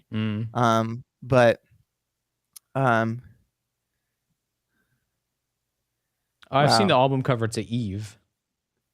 Yes, and that's a bunch of names with the Oprah song. Yeah, it's called Oprah. That's why I remember. Yeah. That's why I remember it that way. Like another really cool rapper is A$AP Rock. There's A$AP Rocky, who I haven't heard as much, who gets confused with A$AP Rock, I think, a lot. Maybe I'm wrong about that, but AESOP Rock, and the track I would start with is this awesome song about I think I've heard some of The Impossible Kid off of that album. Yes, that album. I was going to recommend that one. Yeah, exactly. The Impossible Kid, Blood Sandwich. So just I would read the lyrics while you listen to Blood Sandwich because there's a lot of lyrics and they're really good. But if you don't listen to rap, you should. Like I think everyone should. There's so much out there. There's so many different things also. Like there's something for everyone. You might not be into like the really popular stuff for one reason or another, or like Kanye might not be up your alley. But like, exactly, because that's what most people hear. But there's such a variety. Like even in the popular stuff, like Drake versus Kanye in terms of their music, I wouldn't even put it in the same genre, really. It's so different, but of course it is in the same genre. But like, it's like Grammys wise, but that's what's part of what's fucked up about genres. But like Tyler the Creator, oh my God, how could I not mention Tyler the Creator? There's just a lot. Like Tyler the Creator is just as big now as I think from my perspective, it seems to be just as big now as like Drake or Kanye, but it's so different from them. Yeah. And you know who else is just left my head. Oh, MC Ride. It's I was gonna say though, he's what's the guy from Clipping called again? Oh, Clipping. Yeah. Clipping's great. Yeah. Check out the Clipping album from last year. That is one hell of an album. But JPEG Mafia. That I don't know that well. Yeah, I was always more into the industrial stuff like MC Ride. I forgot what the guy from Clipping is called, but clipping, like that kind Yeah, of. that's if you like clipping. I think JPEG Mafia is clipping adjacent. Like David Diggs. Yeah, thank you. yeah, David Diggs. Yeah. Yeah. So anyway, I'm just sending out a message to people. This isn't to single out Belfrog. This is probably most of you because I've never really heard August prompts. with one exception. One exception, I haven't really heard people rapping in here. Um, I think it's something. Even if you just do it privately, it's an incredible rich musical tradition that you've got to get into if you haven't ever. Because how crazy would it be to be like, I've never listened to any of blank, especially when you're talking about music that, for all you Americans here, if there are any, I don't know, but like We've for got the a couple Americans, like Americans. this is the thing to be proud of the USA for. Like it's hard to be patriotic if you live here right now. For a lot of us, it's hard to be patriotic because regardless of your political opinions, like this country is not going great. You know, like I think everybody's pretty dissatisfied with. That's almost all we agree on. Yeah. But patriotism has been adopted to mean this very like limited, narrow thing that's all about flags and about like old, like the founding fathers and like dead slave owners and like. But like there's so much to be proud of, like the culture and stuff that's come out of this country. And at the top of that list for me is hip hop. Like I can't take a claim to it, but what I'm saying is I live in the country that came from, and that's exciting to me. And there's not that many things I can just say that about. But yeah, like I think everyone should try rapping in some part of your life. Yeah. It comes out in amazing ways in your music, not just in your voice. It's just a powerful thing to connect with. And that's something I would love to hear y'all try. I should be curious to start with like conical and then like to figure out your rhythms and then use that as a rapping kickstarting point kind of thing. Good point. Because you said, where do you start? And I started talking about find a favorite artist. And then that would be a really good other first step is get physically used to rhythmic verbalization. Yeah, exactly. Yeah. I think that's what conical does so well. Like that's so much Totally. its strength. Yeah. Yeah. I mean, yeah, like the muscle memory. And because like everybody who has ever learned the word supercalifragilisticexpialidocious, like if you learned that song or if that was part of your upbringing to hear supercalifragilisticexpialidocious, as if someone ever turned that into music, that is a intricate phrase to be able to just say. And the reason you can say it is because it has entered your muscle memory. Same thing with like saying the alphabet, the English alphabet really fast. A, B, C, D, E, F, G, H, I, J, K, L, M, N, O, P, Q, R, S, T, U, V, W, X, Y, Z. It's like as complicated as a phrase can get. And you can say it over itself, like over it, like after Z, you can go straight to A, like A, B, C, D, E, F, G, H, I, J, K, L, M, N, O, P, Q, R, S, T, U, V, W, X, Y, Z, A, B, C, D, E, F, G, H, I, J, K, L, M, N, O, P, Q, R. And like, that's what the power of conical is because it's way fewer syllables than that. It's just like takitatum, takitatum, and like takadimi and taringita tom and kita. Even with that, there's endless variations. Absolutely. That's endless. Yeah. Truly. Yeah. And there's all kinds of other things. So that's my rant. It's a good rant. It's a good point. Thank you for being involved. Let's listen to Mams. Nice. He's done a tribute to John Cage, so that's going to be interesting. All right, I'll take my earplugs out because it's going to be silent. Yeah. There's a little video with it. It's quite long, but he specifically requested we watch at least the plan for the song. And so let's see here. Let's bring that up. Maybe you can tune into the stream, Ben, so you can actually hear it. Good idea. So I'll actually play back the track from the video this time. Okay, cool. I'm tuned in. Very cool. Let's watch.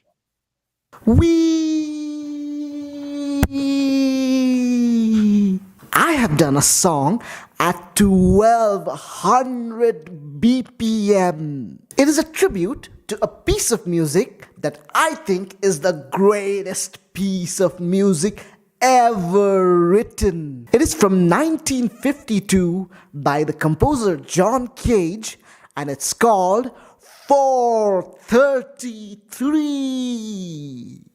Cool. Let's go to the plan of the song. So I decided to write my song at 1200 beats per minute. I did some mathematics and found out that to make my song 4 minutes and 34 seconds at 1200 BPM in a time signature of 4/4, I would need to have 1370 bars. Then I faced a problem. Ableton as well as MuseScore would only go up to 999 BPM. Oh no. Tortoises. On MuseScore, I could type in the tempo marking as 1200 BPM and it would actually show on the score as 1200 BPM, but when I played it, it would only play at 999 BPM. So I did a hack. I found a button on MuseScore that would increase the play speed of the score itself. When I put it at 120%, the resulting tempo was 1198.80 BPM. Close enough.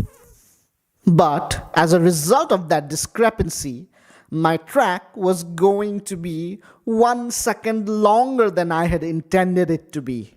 And I didn't want none of that. So Unacceptable. I did some more mathematics and realized I had to shorten my song by 2 bars. So now it has 1368 bars.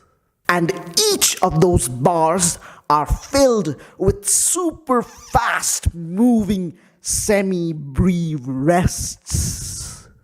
Now it was time to record. I put on my best shirt, tuned my sitar, mic'd it up with the best mic that I have, fired up the camera, and to keep time, I played the exported audio file from MuseScore. And there you have it, a song at 1200 BPM, my tribute to John Cage, 434.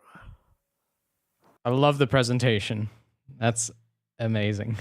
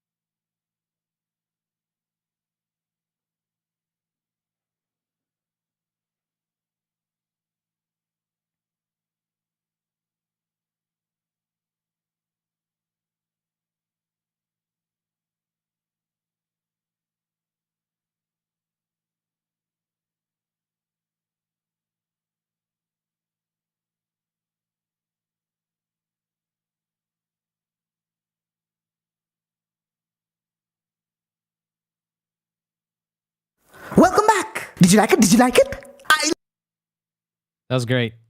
Thank you, Mams. That's my first time actually listening to that piece. Really? Yeah. Dang. Okay. Like, How do you feel? it's really, really important. Mm. I think it's a really important piece. Like, I know this one's different. It's 4 minutes and 34 seconds. But yeah, it's like an amazing statement. I never really realized how it feels to listen to it. Mm-hmm. And I love the introduction that Mams gave, because we all know what's coming if you just were like, here, I'm going to do Yeah. John Cage, but 1 second longer. But like giving that introduction and the whole process really kind of set me up to be like, maybe there's going to be sound Mm. involved. But then to just like, it's sort of a relief to just be like, I have to sit here for 4 minutes and 34 seconds and just be a person for a while. And it really changes you and gets you in a different place. And that's what a great piece of music can do for you is Definitely. Yeah. And I just love the way that Mams talks, the way that like Absolutely. Yeah. Mams's humor works, Mm-hmm. and It how works great for YouTube too. Oh my Amazing God, addition to the platform. Yeah. Yeah, what can we get the link for that video? Because that is like, It's also in the that's a- Discord, but yeah, if you guys haven't checked that out, guys and gals, there's a link in the chat of the YouTube thingamajig. That's really good. Yeah. Yeah, it's great. I like the piece also because like it's always different, because you're listening to it under different circumstances, different, areas maybe. yeah, And so you're always hearing a different surrounding as a result. Because it's not just silence. At the end of the day, you're kind of just listening to your direct environment as a result. yeah, it's your life. Yeah, and also just how that's impacting your mood in a way. Because there's always this ongoing sound in our lives that we're not really aware of that is definitely having an impact on how we feel in the present moment, kind of thing. And also just the way that you process silence is like something you normally wouldn't notice. Yeah. Yeah. Just like how much do you fidget, and Yeah. what, like it's good trick, kind of tricks you into meditating, which I That appreciate. too, actually. 'cause Yeah. I've never successfully had a streak of like more than a minute of meditating. Dang. Okay. You should put this on Yeah. repeat. You should just listen to the Yeah, track 3 just times. loop it. Yeah, And then that's your meditation session for the day. yeah. I'm gonna put this on my channel. Unique and charming YouTube video in a distinct, fresh, and jolly style. That's great. I like highlighting like laser bolt videos in Mhm. Mams and like YouTubers that don't have enough, not enough, but don't have as much eyeballs on them as they could, Mhm. or deserve. Well, I hate that when people are like, "You deserve more." Yeah. There's But I know what you none mean. of us Yeah. are entitled. It's like whatever. But Yeah. I just, I liked it, so I put it up. But That's cool. Yeah. yeah, it was it's such a great gag to be like, ugh, I had to figure out a loophole, like a trick on MuseScore in order to make this, and Yeah. awesome. Like you Yeah. insisted there'd be playback. It's very cool. I just want to say, I love how Mams implemented our suggestion from last time to add some pop production to it. Mm-hmm. Well done, Mams. I saw you Yes. in the Discord chat, like, oh, I have these ideas, blah, blah, blah. And I saw a couple different things come through. So it was a nice surprise. Yeah. Yeah. Very nice. Yeah, I would like to just make a suggestion to Mams to try something with pop production. And I'm going to add one on top of that. I would try some production of pop next time, maybe. Well said. Well I said. thought. That puts us almost halfway. We got a track from Doctor Whom called Interlude Error. Always a surprise with Doctor Whom. Oh, yeah.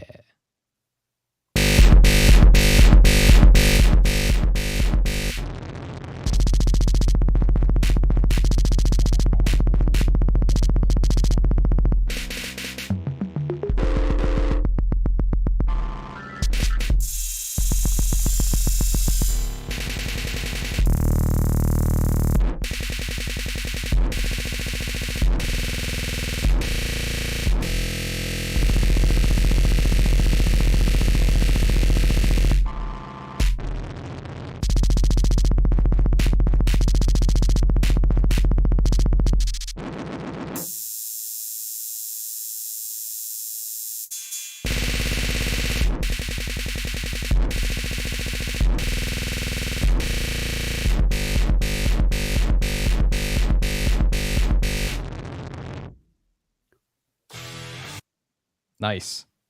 That's some rapid sound design right there. Made me think of that Yeah. ultra tone genre.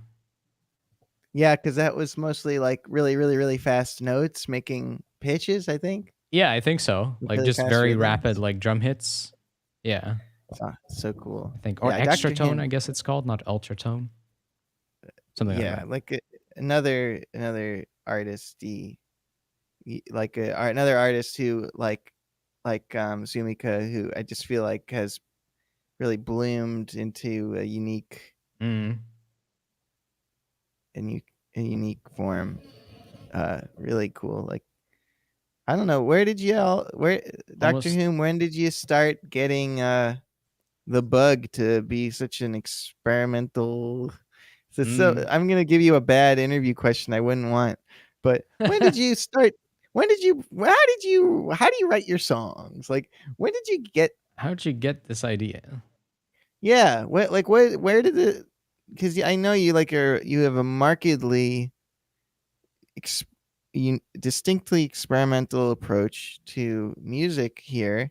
Mm. Is that just what you've always done, or is that something more recent? I feel Oh, Doctor Who always great! brings up I'm a lot of getting like, ignored. oh I'm my just kidding. god, a lot of like experimental artists and industrial stuff, but I'm not sure. Yeah, Well, this is all Sitala 808s, says Doctor Whom. oh really? Oh my god, really? That's Almost all of it. nuts. That's really interesting. Yes, Itala just comes with an 808, and you never expect that that's what that was. If you're familiar with the plugin, it's a free drum plugin, folks, by Decomposer. It's called Sitala, Sitala. I had Worth. no idea. That's a good one. Ah. And Oh yeah, yeah, it's even laid out like an old like drum computer. it's so easy to use. Yeah, Mm-hmm. it's really nice. Goes It's great nifty. with Splice. Throw Splice samples into it and chop them up and play them. Yeah. Great. Scott Walker, says Doctor Who. It's more recent. Scott Walker has been a big influence recently. Nice. That's cool. Yeah. Thanks for pointing us to Scott Walker. Have you listened, Ben, to any Scott Walker stuff? No. You should. Have you? Listen to Bish Bosh. Okay. It's such a good All album. right. It's Coming insane. into my. He I'm was using from the. Tidal. He used to be part of the Walker Brothers, I believe. It's what they were called. Kind of like an old boy band Heard that. that I've heard that. didn't leave him very fulfilled. And he ended up at some point doing a solo career and more heading into crazy experimental land because he just didn't really like the whole pop industry stuff. There's a pretty interesting figure. Yeah. I know Bowie was a big Nice. fan of him also. Yeah, Bish Bosh is David their Bowie? experimental record. I like it a lot. Yeah. Well, that's exciting. I'm gonna learn. I'm gonna listen and I'm gonna learn. Because honestly, I am going to. Now that we're halfway, should we listen to my song? Ha ha ha. Yes, but first introduce it while I grab some water. So we were I'll talking leave the stage earlier. to you for a little bit. God bless.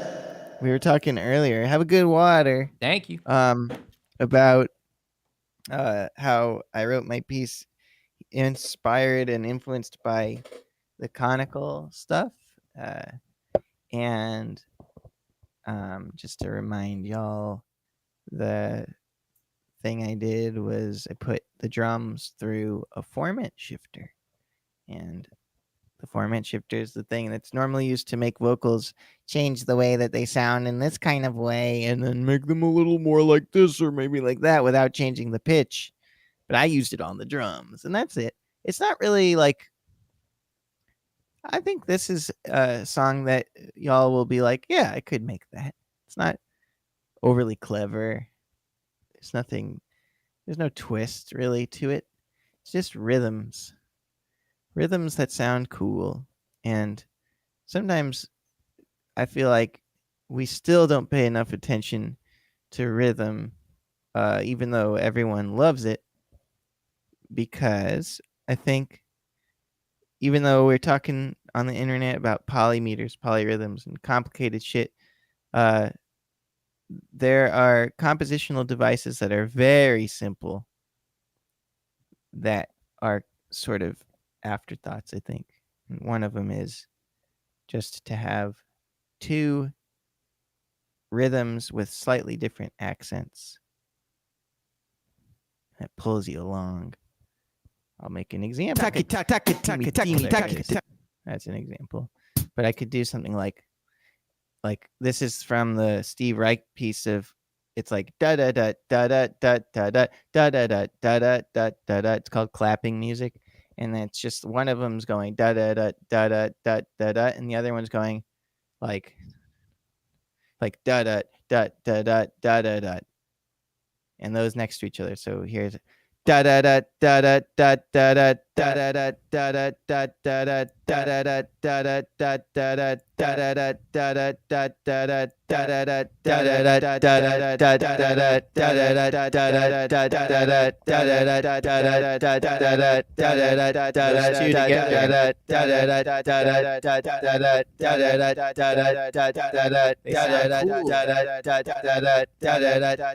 da It's just that simple. You can have a track go on for quite a long time with that one secret that all the other pharmacists don't want you to know.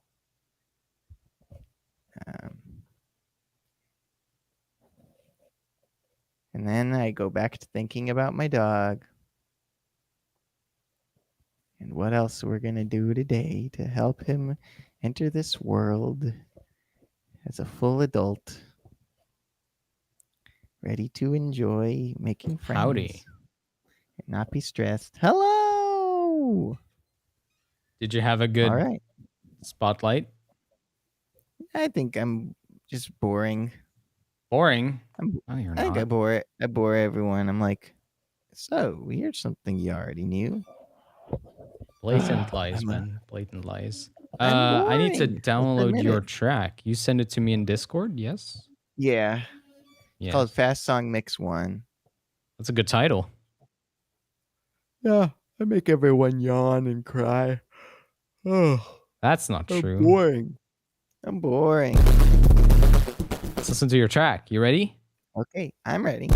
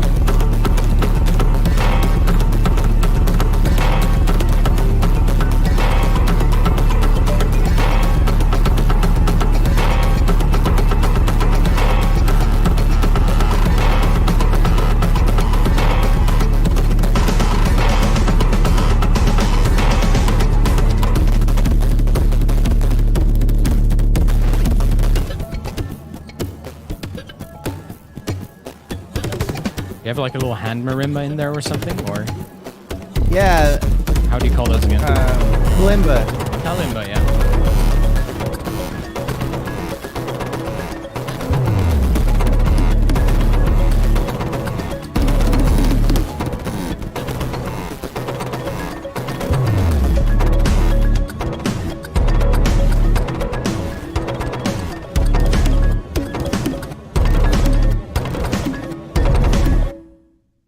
Cool.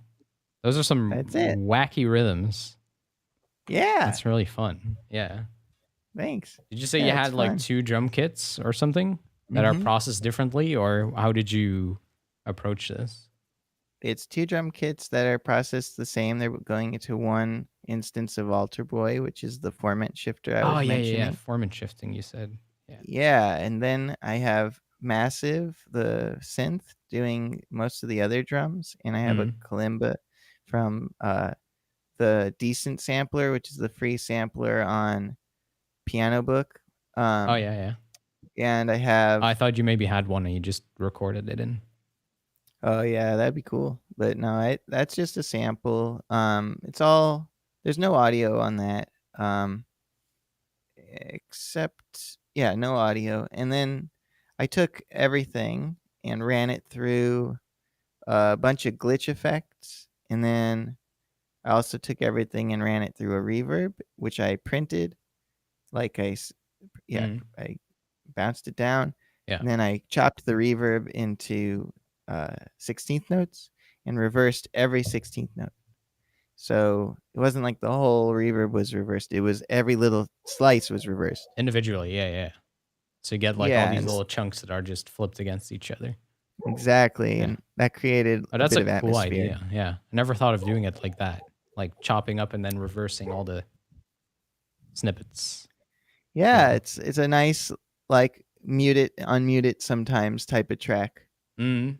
Yep. You can have it sometimes muted, sometimes not, and when it's not muted, it makes everything sound atmospheric, but Mm. not the normal way a reverb does. But then when you when you unmute it, it sounds so dry. Mm. Unbelievably dry. Marsha, here's some decapitator in there. Did you use some? This time I did not use it. Or did I? I did use it. You're Okay. right. There is decapitator in there. There's decapitator I agree. It would be cool on with screamed vocals on there. Yeah. I feel like it was building up to something towards the end. I would actually be curious to hear this continued because it's a cool setup for something, I think. I agree. It'd be like a cool first track on an album. Yeah, like leading into the second track or something. Even. Yeah, who is saying, was it your idea to have the scream, or did someone mention No, that? Alex mentioned screaming vocals, but I had it on mind, yeah. Okay, well, Alex, can you do it? Can you do Let some me send you- screams? Yeah, I'll send you the track, and if you scream it and then have a stem, that would be really cool. And I mean, There you go. then I could put it in the mix. But if we could, I'll can you put the mix in the chat, this song in the chat, the Dropbox link? Yeah, absolutely. Anyone else who wants to do something on it, you can do it, and then just be like, this is what I did on top of Ben's fast drum thing. But I'd be really curious to hear Alex's scream on it. There you go. And thank you. Should be in the Unless chat. this is asking, this is which plugin? A Soundtoys reverb? Yes, it was a Soundtoys reverb. It was Little Plate. But it really doesn't matter which reverb. Yeah. What really matters is that you chop it up in reverse each chop. Mams is saying it's been a while since we've got a Ben album. You're working on on has stuff. been since January. Yes, it has been 6 months. That's not that long. Right. But it's topics for lyrics. Can you write, Alex?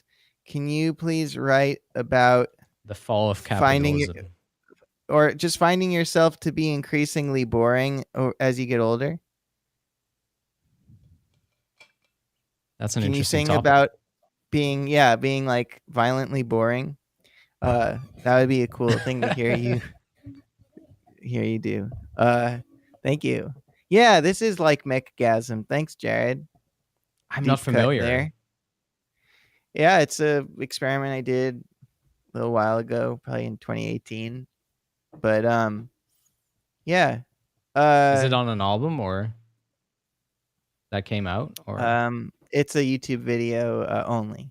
Ah. But yeah, I've got another album in the works. I definitely think it's my best stuff yet, which is what I always think when I'm working on an album. That's exciting though. Unless I'm making it in one day, then I have no idea. But well, it's an important feeling to have when you're making something. Oh yeah, eventually it's great when you get to that. I think it happens every time when you get to the like 1/3, 2/3 mark.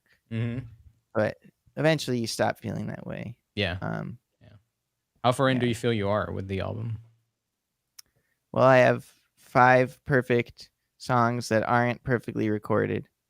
Okay. but they're definitely all done. Perfect songs. And yeah, like I'm totally good with them. They are recorded minus vocals. I wanna get my voice to a certain level of warmed upness Mm. before I track all the vocals, and I wanna be like personally in a different space. I don't wanna like record a take and then run outside and then record a take and then run outside. I wanna like Yeah. get my 5 a.m. discipline going or something. Well, 5 a.m. is not a good time to sing, Mm. but I want to figure something out for that. And like it might even be like every night at 9 p.m. to 10 p.m. Mm. I'm gonna do vocals for 4 days in a row, and it'll be like sessions and or something like that. Yeah. But yeah. Um, So that's 5 songs. I've got a 6th one I just started, and I'm Mm. aiming to make this one like around 10 songs, make it a really thought out album. And there's a Yeah. chance I'll re-record everything once my buddy Brad's done with paternity leave. I might go to the studio and get a whole band because right now I feel like one of the effects of the pandemic, the way it's been, is I think people are really itching for something like The Wave That Got Away to exist now. Mm. I think like a band of people playing the songs is something there's like hunger for. I think it's sort of a response to hyperpop. Hyperpop's not messed up or gone or going away. It's not a critique of hyperpop. It's just Yeah. hyperpop became so forward in everyone's musical mind recently Sure. that I think a need for contrast exists, Mm. and you can sort of hear it happening. I think like I don't know how Black Midi's other albums sound, but their newest album is so live. Yeah. It's an incredible album also. Totally. My God. Yeah. Yeah, it's amazing album. Yeah. Yeah, it makes sense that you like it. Now that I think about it, Does it? yeah, it's like kind of it's got the shoes level of interestingness with a whole different form factor. The Mm. vocals are absolutely incredible and unique, and Yeah. Quite like wacky. and yeah, and just like inspiring for people who are learning to sing or slash sing that have like ambitions to be like the most them they can be. Yeah. Yeah. Like Yeah. I want to sound like me, and that person sounds like Oh yeah. Very the way expressive everything. also. Yeah, Yeah. super cool. Like you could see yourself probably like it's very virtuosic in a sense, but you could see yourself doing that maybe. Yeah, yeah, I can see that. It's not, yeah, I mean, it's virtuosic, but not in a Jacob Collier way where it's like, yeah, I can do that. Exactly. Jacob Collier, and I don't think he intends to do this at all, and I think he's probably a cool guy. I don't know. Yeah, Probably, yeah. yeah, like why wouldn't he be? But his music does feel like a black box. Like there's no way in unless you're a genius. Yeah. And most of the people he plays with are also like that. Mm. And this is like a NAMM thing once again. Like if you go to the North American Music Merchants Is it an AM thing? convention, yeah, like everyone who's playing at the booths is has like like Corey Henry, Yeah, yeah, they have that just a level up where you're like, you just feel like, all right, I'm too old to be that good. how do I bridge that like, gap? Yeah. Yeah, it Yeah. feels like your ego has to be super stable. You have to be so comfortable with yourself to not be jealous or like a little like just intimidated when you see it. Mm. And you have to like think of music horizontally, but NAMM culture is very vertical. If you have enough subscribers, any booth will do anything. Mm. They will give you anything. Right. If you're and you get a special badge for that. And if you're there with a civilian badge, just a regular old person, no one's gonna really want to talk to you. Nothing's really gonna happen for you. Sure. But everyone's there to see something happen. Yeah. Would you go again? So yeah, definitely. It's really Okay. fun when you have the special badge. Cause I like my ego's not in a place where I can just um it's been in the place before, but it's not right now, where I can just be like da da da da da do do do do do. Jacob Collier's the way he is, I'm the way I am. Da da Mm. da da da. See you later. Like for me, it's more just like, uh, and this is my problem and not his, but I see that kind of thing now, and I'm just like, stop. Like, leave me alone. Mm. Like I feel that sometimes Okay. when I see that kind of virtuosity pop up on Instagram. I'm like, I was fine. Like, go away. I don't need to aspire right now. Yeah, yeah, I yeah. don't need to, like, I want to move horizontally. Mm. And certain things make you really want to move vertically. And Mm. sometimes the drive to move vertically pushes you backwards because it's all about a climb and you fall. And sometimes you really need stability and you Mm. need to live on a horizontal plane where everyone's different. And that's what's cool. Yeah. And that's something I try to create in everything. And that's what I Yeah. try to emphasize here. And it's not their Exactly. fault. Like, it's your fault for Or yeah, internalizing them that exactly. way. That's just your interpretation of it. I mean, that's not what they're People putting probably out. exactly, like, they probably feel that way about me sometimes. They feel that way about you sometimes. Like you see a video of you like nailing a Polyphia song. I'm sure some guitarist has been like, stop, I don't need that right now. I thought, Yeah, you know, yeah. I was, but like, it's not your fault for putting out something that you genuinely wanted to do. But Mm. yeah, like I think like the a lot of the people who are most interested in Jacob Collier are people who are in this part of their learning plateau Mm. phase where it's like they're rocketing upward in their improvement and Yeah. seeing these huge changes happening, and they feel like this is great because it shows me how high I can go. And they're in music school and they're Yeah. like studying and shedding, and I'm just over here trying to find myself again and like enter. And Yeah. I'm not trying, I'm not trying to become like the The best this at something. You're just yeah trying to express yourself. yeah, but like but then sometimes it's easy to doubt that. Mhm. And you see somebody like when you see somebody doing virtuosic stuff seemingly effortlessly, Mm. it's totally up to you whether you internalize that as inspiration, music, or an athletic display in a dark mirror of all the time you haven't spent or whatever. Like, and so yeah, Well, I see how I'm that sure vertical it's and horizontal relatable. sometimes mix. Like when you're trying to be horizontal, like I don't know if this is exactly what you meant, but um you'll look at examples of people that are very virtuosic and it feels like, oh, but I need to be able to be this good to be able to express myself kind of thing. Yeah. Yeah. I think it's easy for us individually to fall into that mental trap. Like, I don't deserve to make songs because I don't have any Yeah. profound things to say, or English isn't my first language, so why should I write lyrics in English? Yeah. Like, or like, I'm not a real singer, so I shouldn't sing this. I should get a singer. Or yeah, I Exactly. don't I play drums, or like, I'm too white for this. Like when I was in high school, I was playing a saxophone solo and my teacher said, "You sound too white." And like the thoughts like that kind of Mm. just stay with I'm you. And too like, old to there's these play things. guitar now. I'm too old to learn now. Yeah. Yeah. And like a really good horizontal move is to always increase skills that are related to expression. So like learning a Jacob Collier solo or like something like that, so that you can like be as good or achieve something really hard, is one type of learning Mm. that is very helpful sometimes.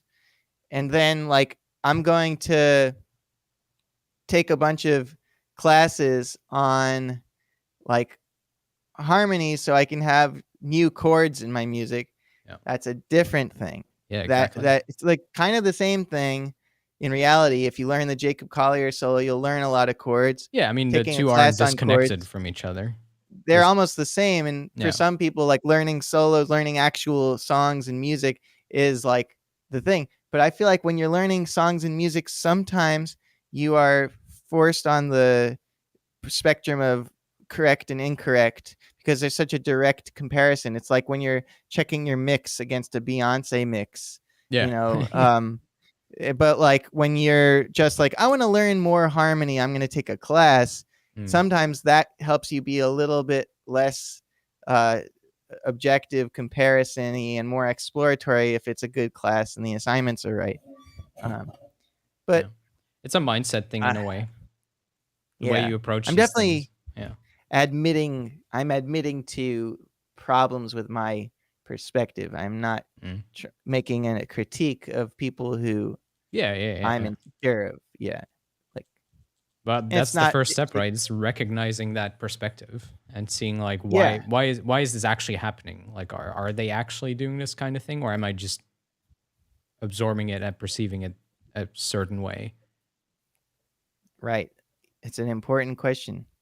And like Jacob Collier shouldn't shrink himself for other people to feel less insecure. Absolutely. You know? Yeah. He should go as far as he can, or as far as he wants. Absolutely. There's that too. And I want to send him my good vibes, even though something about sometimes it he just don't make me feel feels good. wrong. Yeah, sometimes it just feels wrong. But I'm sure That's he fair. feels that way. Oh too. yeah, surely. It's hard to imagine he wouldn't feel that way because everyone does. Yeah, because it's like my music is so beloved and popular and successful, but I'm not as cool as Lewis Cole. Yep. How can I be cool though? Yeah. Like, how do I get to be cool? I mean, you know, you could ask that, I guess. Yeah, that's possible actually. It's kind of funny to think about. Yeah. It's the Lewis Cole. It's to me, it's like the Corey Henry, Lewis Cole, Jacob Collier triangle. Triangle. Yeah. You can be two of three things, but you can't be all three of them. I wasn't thinking of it that way, but that's funny. But yeah, like I think it's like Jacob Collier literally does everything, or pretty much does everything. Corey Henry only seems to really do one thing, and Lewis Cole does a few things, and they're three similar genius, like the word, whatever that word. To me, they're like similarly, like have the Jedi thing, and Lewis Cole is in the middle. That's where I would want to be if I was like that, where, you know, doing the clown core stuff, or like just the way that his way he does music manifests, I think is very approachable and unintimidating to everyone, because it's so full of this not him being an but it's not like he doesn't draw you to his skill as much as he draws you to that urinal that he's in, or just the fun he's having with it. What's Jessica need? My phone. God bless. Yeah, he's having a lot of fun doing something really weird. Not just doing something amazing. Exactly. None of these people deserve to be critiqued the way I am critiquing them, though. Yeah, who knows what's going on in their head? Probably something very different. Like, yes, what are you talking about? Unkind. Yeah, they're not trying to be on nobody's triangle. They're just doing their thing. Fucking put me on a triangle. We could listen to a song by Dante called "Fuck, I'm Almost 40," which is a vibe.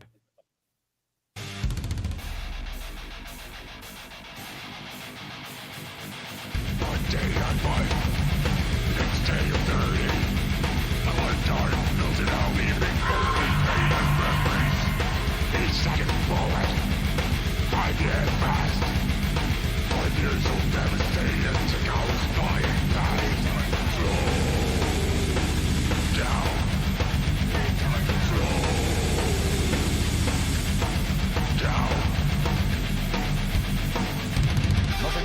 you harder than time.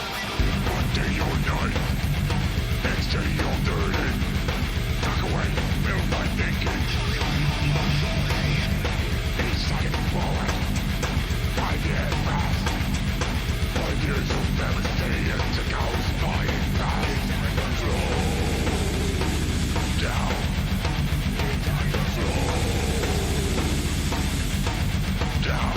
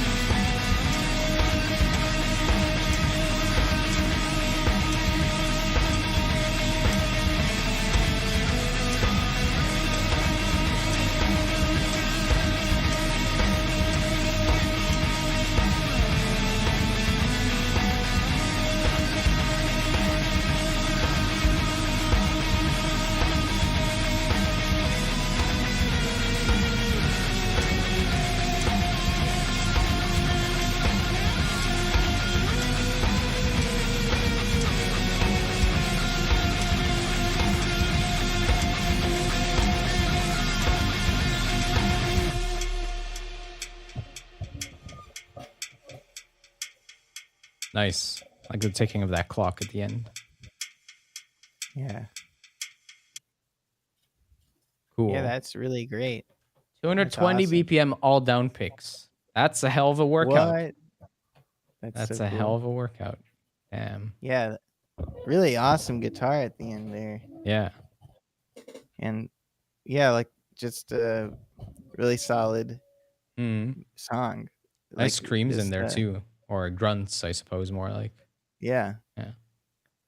Who That's made dope. that track? I was trying to find it the whole time. I just Dante. missed You it. see Dante Morris. Nice. Yeah. Dante. I'm never quite sure how I should pronounce it, but My guess would be Dante. Dante. Yeah. That was super cool. Like, Oh, you watched the Troy Grady videos to get that speed? Nice. oh really? Dante. I never okay. heard of Troy Grady. Oh, Troy Grady does these breakdowns of like really speed mostly. Oh, cracking the code. Cracking the code, yep. Yeah, Yeah. yeah. Very cool. Yeah, amazing. And he like breaks down famous guitar players' techniques and he invites them and interviews them and puts a camera on their fretboard and then checks their playing. Very cool. Yeah. Yeah, that's awesome. Yeah, that just was just a really solid metal tune. Mm. Um, Yeah, it sounded tight. Good sounds, nice tones. I dig it.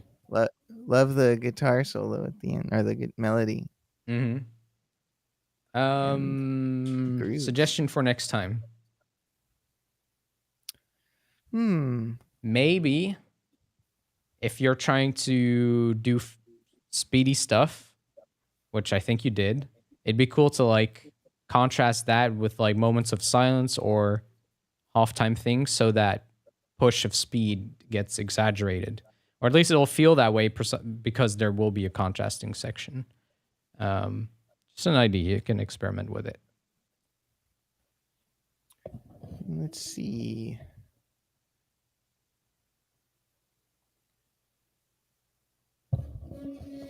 Oh, you were listening to Static X? Dang, I haven't heard that in a while. Yeah, I forgot about that. Forgot about Static X, yeah. I'm trying to think of something fun to challenge you with.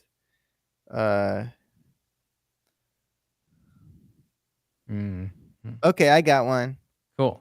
Using a just using like violin samples and effects, no guitar. Make a song in that same genre. So you can have the drums the way you did it, the bass, but replace the guitar with violin samples plus effects and try to make it cool. Like, of course, Okay. straight up violin samples, it's gonna be whack. But like, you can get certain notes on it. Let's say you have a cello VST or whatever. Certain notes will sound really cool. that way and certain articulations, but see if you can use some kind of instrument that normally wouldn't sound great replacing the guitar, plus effects to like ultra tight quantized shit plus effects to make a metal tune. That's my thought of what would be maybe create an interesting result for you. That would be different than what you already do.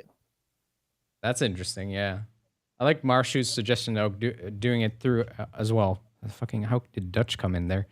To try with Car plus Strong synthesis, which I What's mean, that? it's a sound design technique which will get you very I guess string-like sounds. I think you like feed back a delay back into itself, and you get like short delays specifically, and then you get interesting sounds. Ew, the Dutch again. I know, right? A Car I plus like Strong to be is interested. what it's Nice. called. Never hurts to be interested. Definitely. But yeah, good track, cool stuff. Let's listen to Stealth Mouse, who I think mentioned is driving. Hello, Stealth Mouse. Drive safe. Keep your eyes on the road. It's called Cerulean. Oh my god, how do I pronounce this? Arenacine. Arenacine? Cerulean Arenacine.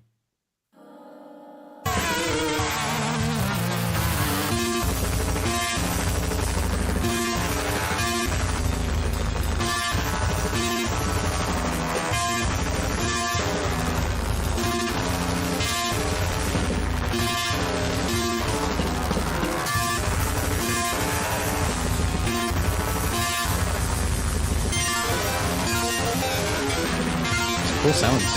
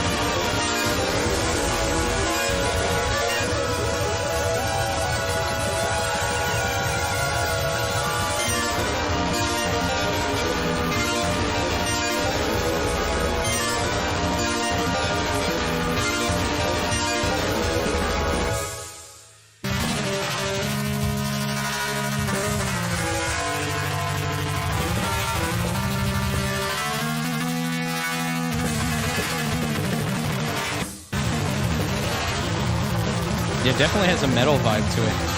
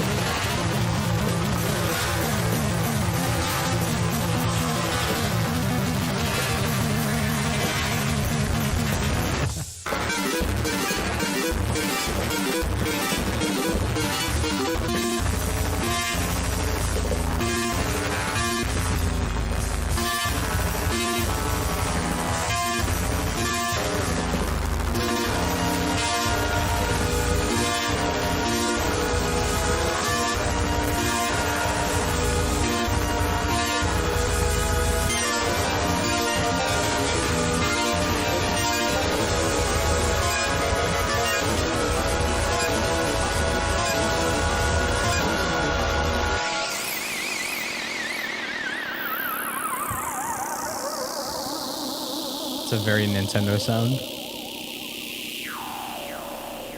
Yeah, standing in the middle of an arcade with all the different games going on.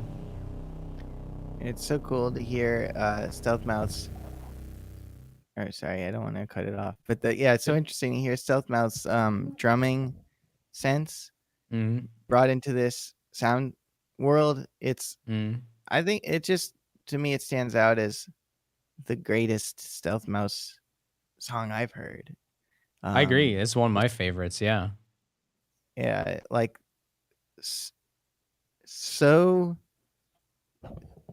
it was like sometimes you just hear a song and you're like, you don't know how it was made exactly. You just like, I don't know. It just kind of like, did you just come up like, how did you do that?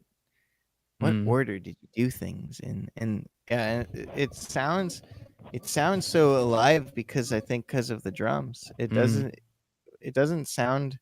It sounds like almost played in, which is of course not what happened because of how fast it is. But yeah, it's really awesome. Yeah, the live drums are a good way to tie it all together, but so it doesn't sound so sterile. Also, Cool way to write it in the first place too. Yeah. Come up with, yeah, coming from that rhythmic core. I think that's something I've learned about the speed is one of the best ways to use those tempos is to ground your piece in like be more rhythm centric.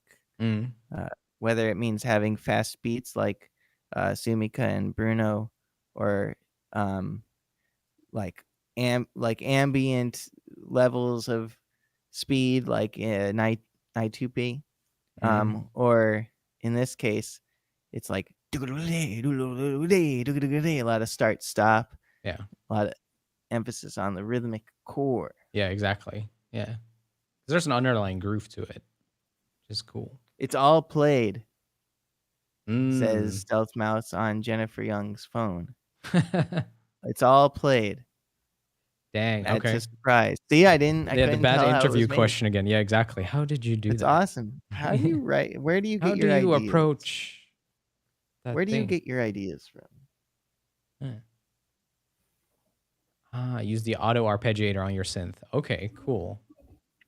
Very cool. Yeah, that's awesome. I thought maybe you had a Um, drum pad. No.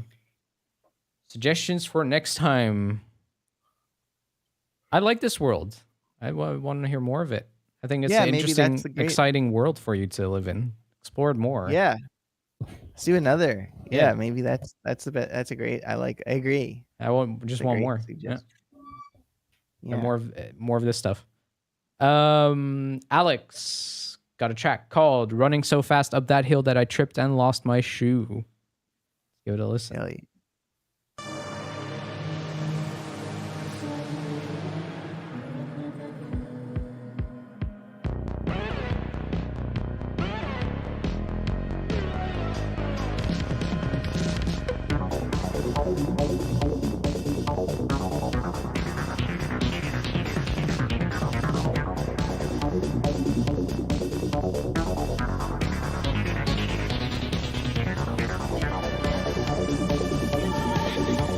I don't think there's a video, unless I missed it.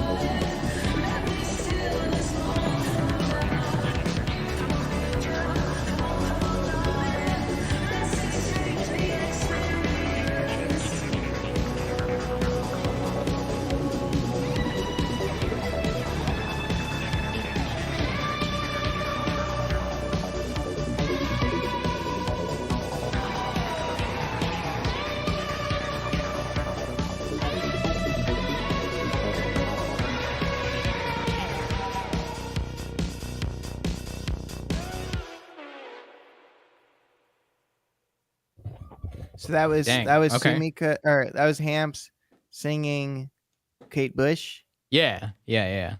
Cool. It's an interesting And take then on such a classic. got it. And that's the Stranger Things came back song. Everyone excited about it. I suppose so, yeah. All right. I'm back. Yeah, that was really different than the other stuff I've heard you do, and it sounded so confident. It's cool that you can mix up the mush like that. The editing was super tight. Yeah. Yeah. It was. I guess there is like a lot of crossover between like the Avenged Sevenfold, Dillinger, like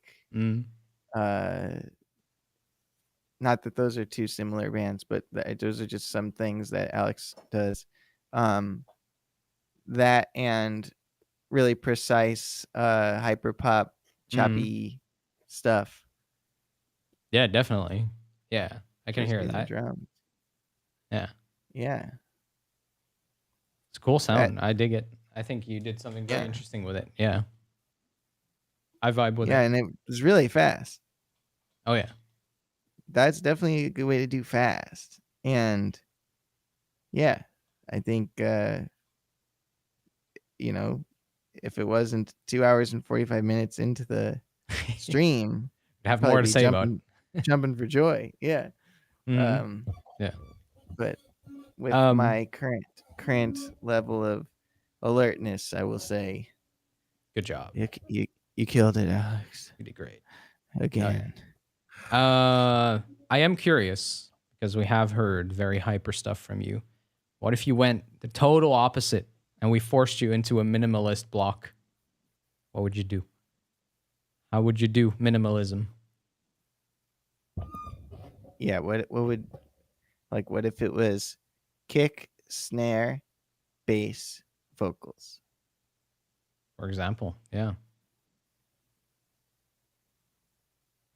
Using textures, right. It's good production. It sounds amazing. Yeah. Good job. Thanks for sending it in. Let's listen to Johnstable, aka Parasocial. It sounds like this. It's called Homecore.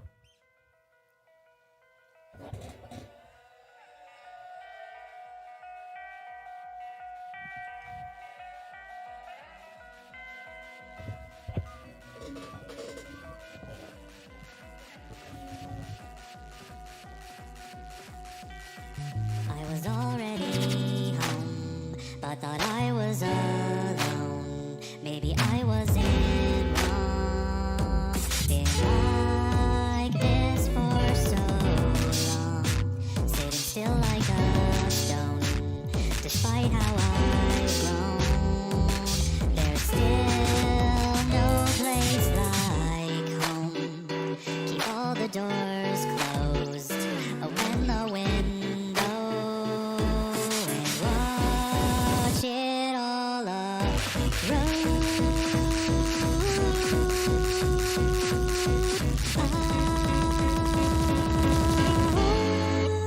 I blamed the sunrise, delayed my demise, tried another disguise, then I saw your face, and I thought I knew my place, chasing your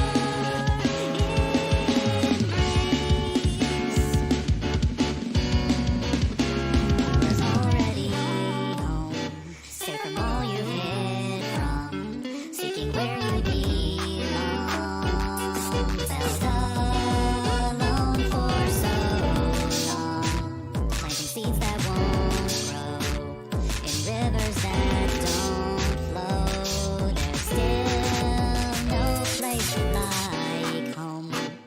Keep all the doors closed, open the window, and watch it all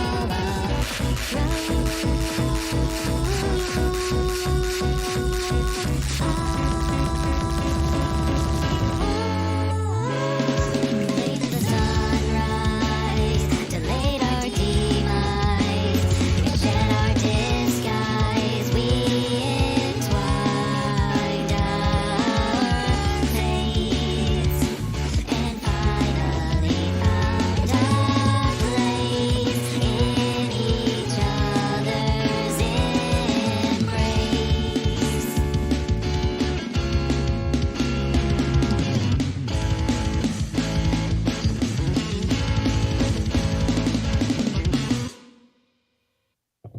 All right. Yay. Cool. Really nice chords. Mm-hmm. Really cool chord progression. I'll give you a little background info because he wrote some stuff, and I've been working with him on this stuff, so I got Oh, to cool. tell the story. So he's been working on an exercise with me where he had to try to write the most normal song he can stomach because John Sibel has a bit of a tendency to repeat an idea once and then go for another idea and then go for another idea, go for another idea, and then there's a lot of Yeah. ideas in one song. So this had to be like a simple verse, chorus, simple structure, melodic singing, all that stuff, very accessible, which are things he tries to avoid. And so in the spirit of Nightcore, he played this back faster to Nightcore his own music and to turn his otherwise normal track into something weird again, which he ended up liking more than the original. Yeah, that's pretty much it. Well, I have a tip for when you're night coring your music, which is to, at least this is how it works in Reaper, is if you have audio, the audio will increase in pitch. If you have MIDI, the MIDI will just speed up, but the audio will not increase in pitch that comes out of the MIDI. So for instance, you have a MIDI piano playing a C. If you speed the track up like a random amount, it'll still play a C, but the MIDI itself will move with the new speed. So a drum beat that sounds like will be same notes, different speed. And what that means is that at the higher speed, you're still going to have all the low end, all of the audio is going to be the same fidelity, just a faster performance when you're talking about the MIDI and the audio that comes out of the MIDI. But when a track is just audio, like your vocal, that increases pitch. So what I like to do these days when I'm speeding up tracks is have my drums be all MIDI, let them speed up, but still can have the same fidelity and tone, and freeze all my other tracks like the like all the things that I want to change in pitch, like the bass, the keys, the synths. So I freeze those tracks and they get sped up the same way the vocals do, but I leave the drums unfrozen just as MIDI, and that way you keep your low end from the kick and you keep the fidelity of the drums. And I'm not sure if that's what you did or not, but I think you can get a really clean, not like sped up sounding production that way, because just speeding everything up has a certain lossiness to it, especially in the low end. So that's a thought. Tell everyone who wants to speed up their music, let your MIDI drums stay the same pitch, but freeze everything else. Good tip. Yeah. Thank you very much. I think you need to give more credit to the original. It was good. But at the same time, I understand you're tired of it because we've worked on it for so long. And that's just something that tends to happen if you've reworked a song multiple times. You're just at some point like, this doesn't work for me anymore.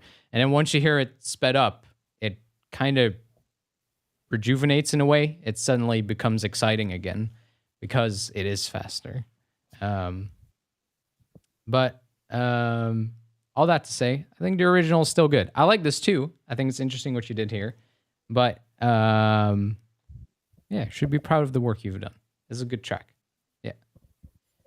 Yep. To me, speeding something up 25% places it in a different genre, and speeding it up any more than that makes it just sound sped up.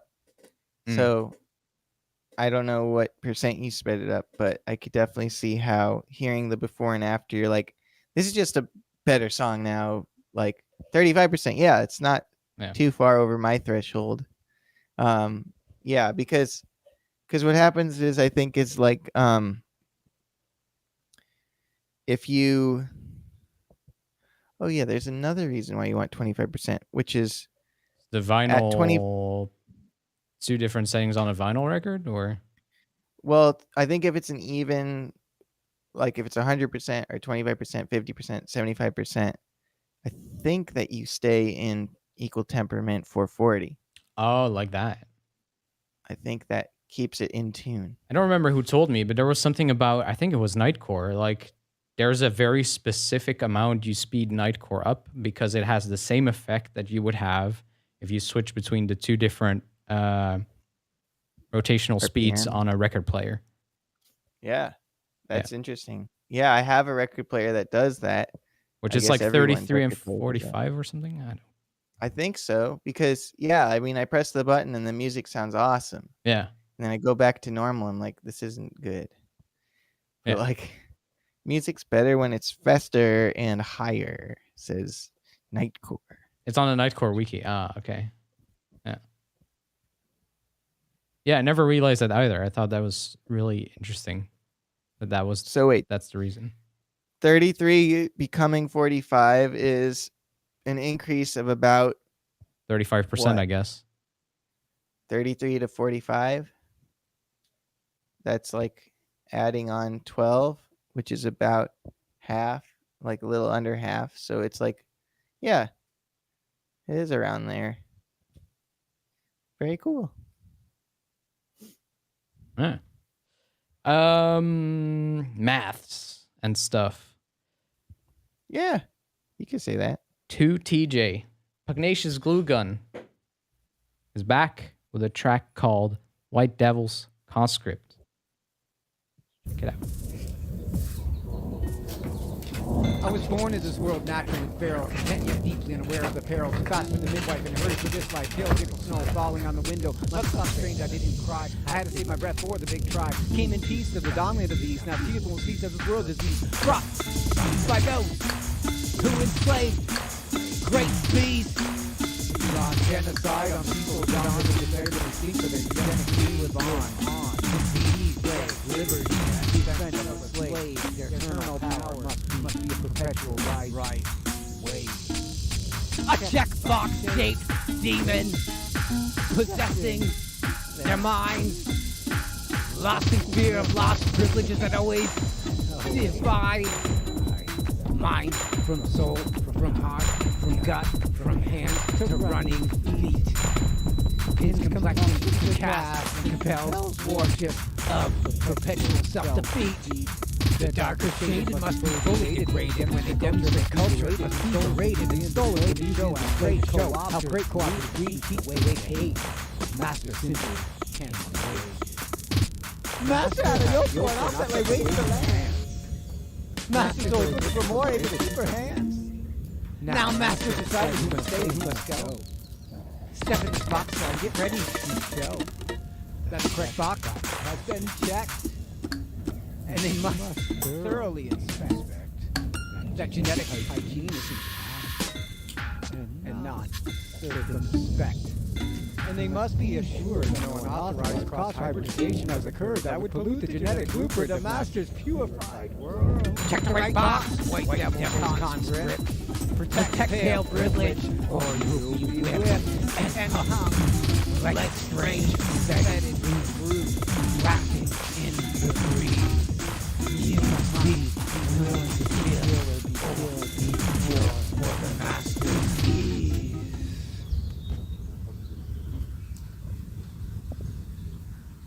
White Devil's conscript must be supplicants to Master's every whim and degrade themselves and always be willing to kill and praise him.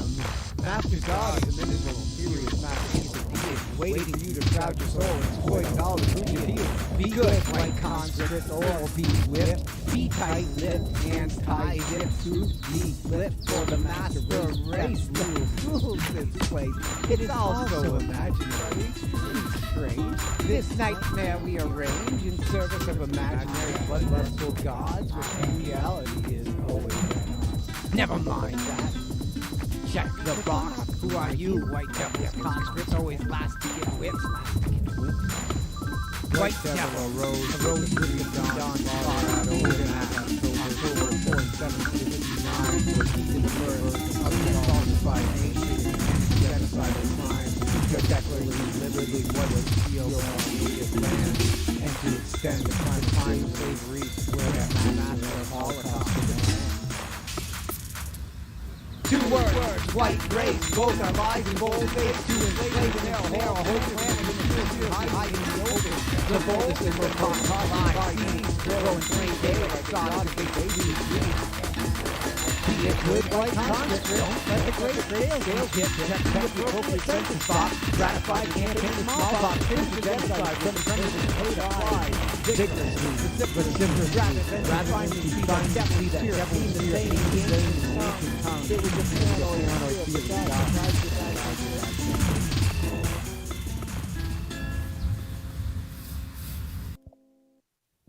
or Dang. All right. What a blend of sounds. Mm-hmm. That was interesting. I dug it because last time 2TJ or Pugnacious Glue Gun did a very like free form piece. I like how this was a way more like it had way more of a structure going for it, which I think worked well for it. Also more, I guess, everything was just better mixed. Yeah, well, it was cool to have all that like room noise, like environmental ambience with the acoustic instruments and all that, and then have this like rap kind of turning into spoken word, turning into like slam poetry vibes, like over the top of that, because usually rhythmic vocalization is over like beats that are grounded and like easy to do rhythms over, but this was like really floaty stuff. Very and then the chaotic. fact that on top of that they double tracked the vocals and did so not precisely, so like they are ambient. Like the element that is dry and up front is ambient because it's doubled imprecisely. So you're It really gave the vocals a very interesting texture. Right, you're throwing out the rule book there. Yeah. I think that the lyrical content, from what I caught of it, it would maybe benefit from the vocals not being doubled and being a little bit more direct as a result. I think the doubling sort of, although it's cool aesthetically, it sort of takes the punch of the lyrics, right? And which I think are about like the way that whiteness has like caused so much harm, and like the idea of it, how it wilts the wielder, like the privilege and everything hurts everyone, including the privileged, in some ways, because it wilts and weakens, and it just seemed like my take. What the little bits I heard, it seemed like something that they really wanted to express, that was important to them, that I think shouldn't be a passive element on the Doesn't side. have to be, yeah. It should be direct and understood, because well, I think that's just something that would be cool.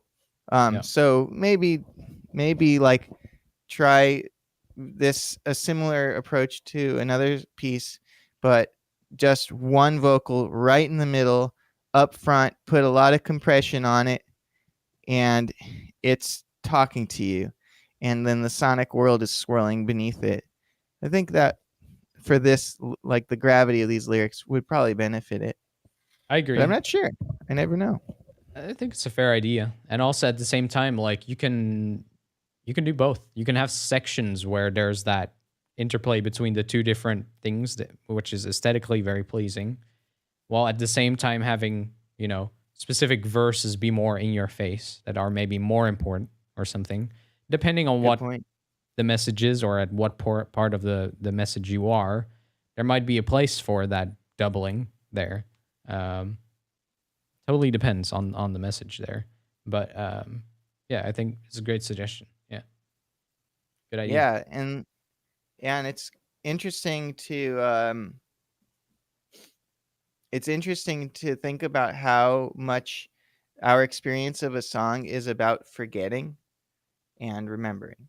So the verse you usually forget, and the chorus you remember. Mm. But it's our impression of what the verse was, just like a memory where it's just like one image of a whole day. Like we have one snapshot of what the whole day was. Just like that is how we remember a whole day. Like that's how you remember a verse. You have this impression of the verse, but you really do remember the chorus of a song because it repeats usually 3 times, Yeah. or two to two and beyond. Yeah. And so you could set it up where when you have like your thesis or some lyric that really is emblematic of the whole, say that dry and in front to be remembered, and then let the rest more cascade and be washed over. But that's cool what you're saying about I usually like vocal clutter to let people matrix their own lyrics. That's cool. Then I think maybe there's a temptation. That's very like a James Joyce kind of vibe. I understand. That's interesting. Now that you say that, I think I understand it better. But I guess it's because I'm hearing something that sounds overtly political. I'm so tempted to decode what you think, less than impose what I think. Or like, it's not like when you watch a David Lynch thing like Twin Peaks, there's a lot of openness for you to put in what you think. Whereas when you watch like a movie that's like a dramatic interpretation of real events, like Lincoln, let's say, like that's supposed, that movie, Daniel Day-Lewis plays Abraham Lincoln, and it's supposed to show you, here is our take and our interpretation of Abraham Lincoln. Yeah. Whereas Twin Peaks is like, here's a world and feel it. Yeah. How do you feel this world? Yeah. Yeah. I think when you start having a political message, like addressing whiteness, I think I perk up the way I would watching a movie about a historical figure, where I'm like, I want to hear what you're saying about it now. Yeah. Rather than I want to bask in the potential implications. And that's just me. Like that might not, There's always a place for both though, but yeah. I guess it really depends on what you like, personally want to achieve with your message. Like, what kind of medium do you need for your message? And if you want your political message to be heard, I think it's important that it is heard. But if you want it to be more, like you say, more of a washy, here's some concepts and interpret it how you hear it, then maybe the other way is the way to go. But that it's important, I guess, for everyone to think about like what's the message and what's the best medium to fit that message, kind of thing.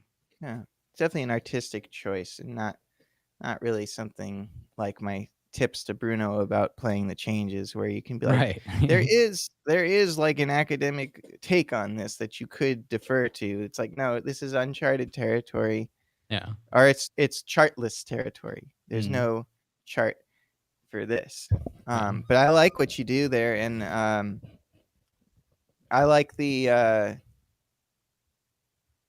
just like the way all the little parts intersect into this completely like fresh like sound sandwich. I like that. I think Sound any of them on sandwich, their own, because like any of those parts on their own would be almost like the weather or something. It would be like some event that's occurring, yeah, but not necessarily like a beat where it's like, no, exactly, yeah. You hear the beat and you're like, all right, what's the bass? Ding, ding, ding. Yeah, And you're like, those are part of a thing. But each of these, if you heard just like the acoustic instruments, it'd be like diddling, diddling, diddling, and some of the drums would be like dig, yeah. But when it all comes together, it really does. You get that collage. Music. Yeah, that's great. Scully with a track called Unhinged.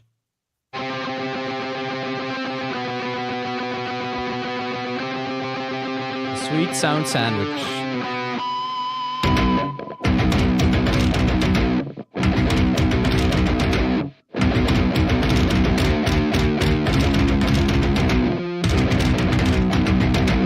drums.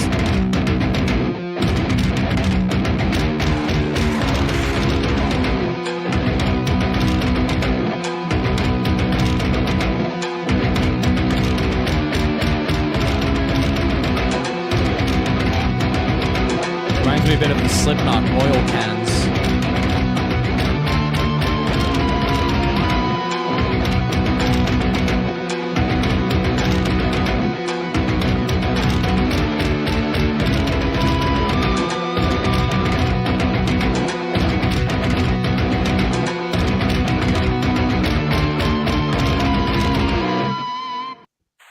Dang, okay. That's such a cool drum part. Mm-hmm. That was so cool. I love the sound of the kick. It's incredible. How did you get that kick sound? Good question. It's a sample of Clown playing one. Yep, I thought I heard some Slipknot in there. Thought Oh, so. really? Yeah, That's there's like awesome. that sort of snare which comes from a baseball bat or something hitting a empty oil canister. Oh, or okay. how do you call those things? Yeah, Like a propane tank or something. something like that. Yeah. I just love the kick sound there. That was really cool. Mm-hmm. And that, yeah. And so was the guitar. Did you play the guitar beer too? Because keg, that was okay. really good. Yeah, that makes sense. Yeah, Beer cool. Keg. I just beer wish you had more time so you could make the track longer. Because it sounds like it's building up to something exciting. And I want to hear even more exciting stuff. Yeah, it's really nice. Aw, Yeah. what a vibe. He's gonna go. He's gotta go do his thing. He needs some space. There are no drums, says Scully. Ah, That's a mystery. it's not. That doesn't seem to be what. That's not what I hear. I hear drums. But Drums are not what they seem. you like my tent? Definitely. I Is that your thought it new would help bedroom? me. Well, it's for making content. Okay. I just take a bunch of swindlers and put them in there, and con artists and whatnot. Yeah. And I say, "There's the content," and I'm done. I don't have to make any. I just be like, "There it is." We're done, every Ben. day. No more collabs. I just have to find Yeah, exactly. I have to find enough cons. It's hard to find cons when you have a tent. You have to be so There's only pros. intuitive. Really? Oh, right. I could just take all of the. Just the think of all the downsides pros of it. having a tent. You don't need any cons. Someday I will. I will someday. Alrighty. Got a track from Pugnacious Glue Gun Jr., aka Bard. Oh, cool. And it's called Muffled. And Now I understand. I think there's a video. You bring that up.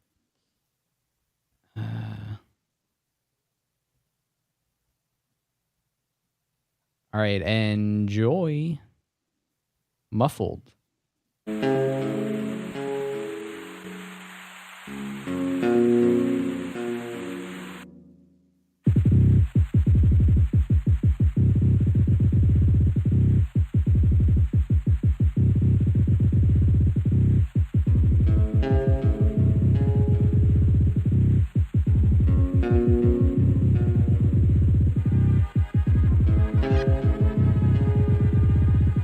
Whoa.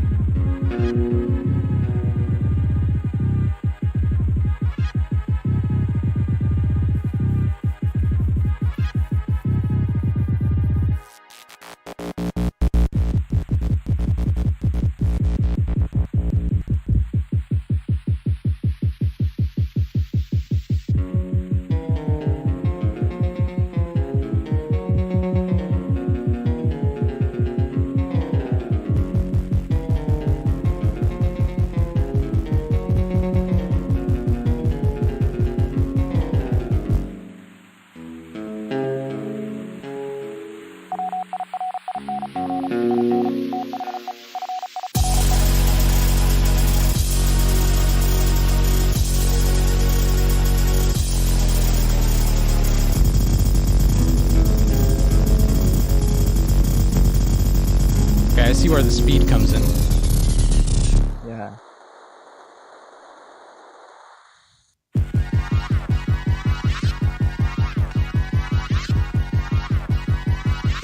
Oh, I like this part.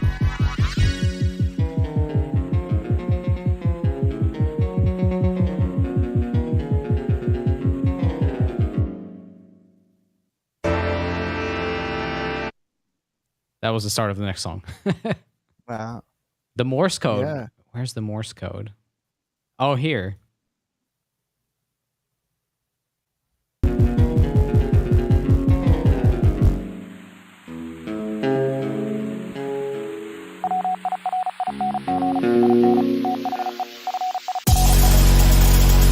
If anyone knows what that means, please tell us in the chat.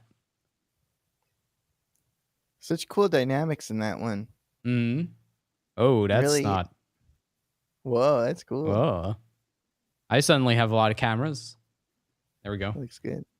Yeah, that has such a special dynamic arc to it, and I really enjoyed the way it felt sort of liquidy. Like the whole thing felt like Mhm. unstable and squashy, like a waterbed. But then when the Start getting into that zzz- pounding kick drum. yeah, That was cool. yeah, Like it that found a lot. its way Mhm. in. Yeah, I mean, if you know a bit about Bard's work, then you know this is a real new direction, I think. I think so. I mostly know like- Bard's videos, not so Yeah, much but- musical output. I haven't heard a ton of Bard's music, but Little most bit. of what I've heard has been kind of locked in a Mm. grid a bit. Oh And yeah, this yeah. was so fluid, which doesn't mean better. It's just nice when we love when people do lots of different things Yeah, exactly. for Yeah. maximum learning and fun. Mhm. And so, yeah, just really cool approach to the rhythm and the dynamic structure there. Yeah. It was made in Medley on the iPad, says Pugnacious Glue Gun. Oh, there's more on That's cool, Laserbolt yeah. 1's channel. There you go. We can check it out there. Yeah, great. Yeah, even channel. video I was very endorse. different from what I've seen Bard do. This is true. True. Yeah. Yeah, I feel like if you said this is a 30-year-old person who is like really well known for making lo-fi experimental video sound art, you would just be like, yeah, that's hip shit. That's that makes hip. sense, man. Yeah. But Bard's just like 25 or Yeah. something like that. A couple Much years younger younger. 30. Yeah. No, Bard's probably our youngest participant. I would say so. Yeah. I know exactly how old they are, but Like- Youngest, but not the dumbest. that's true. But who is the dumbest? Who is the dumbest? Find In out your next opinion? stream. Right. We'll be talking about Yeah, it next we're- time. Next time we're gonna reveal who's the dumbest. Hugo will tell you while I get a snack. That's not true. Oh. I thought you were gonna tell them.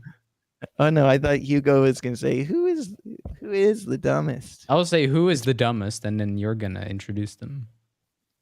I guess it's gotta be It could be a tie, Bruno. though. It must be Bruno because I feel comfortable saying that and You feel thinking comfortable that insulting Bruno? Bruno will be fine, I think. But Probably. I don't know if that's an insult. It's just I've met I mean- Bruno, and dumbest. nah. You can't be Nah, sure nah, if nah, someone's nah, dumb nah, until nah. you meet them. Okay, Nah, nah, fine. nah. Bruno's not Bruno's- the dumbest. We'll admit it. Bruno's smart. So who is the dumbest though? Like Who is the dumbest? yeah, so I guess we'll leave it to the chat. Please tell us next stream. Who the Everyone's dumbest like is. me. You'll have That's a so month funny. to figure this out. Okay, that should be enough time. All right. Well, Bard's the youngest, but not the dumbest. So who is the That's- dumbest? We'll we know find that, out next yeah. time. Yeah. Good job, Bard. Well done. Very good. You stirred up all this controversy about Exactly. who's dumb. But yeah, congratulations on your wonderful I thought you're dumb. artistic contribution. Me? I am. Yeah. Da-da-da-da-da-da. I sing about Exactly. it. I am dumb. Definitely. Such a banger. Yeah, it's a thing I enjoy to be. Let's see. Jared D. Got a track. Newcomer, Jared Nice. D. Welcome, Jared.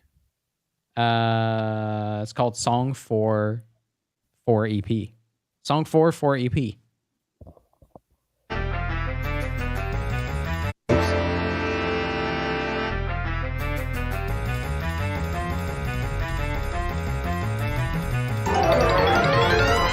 Whoa.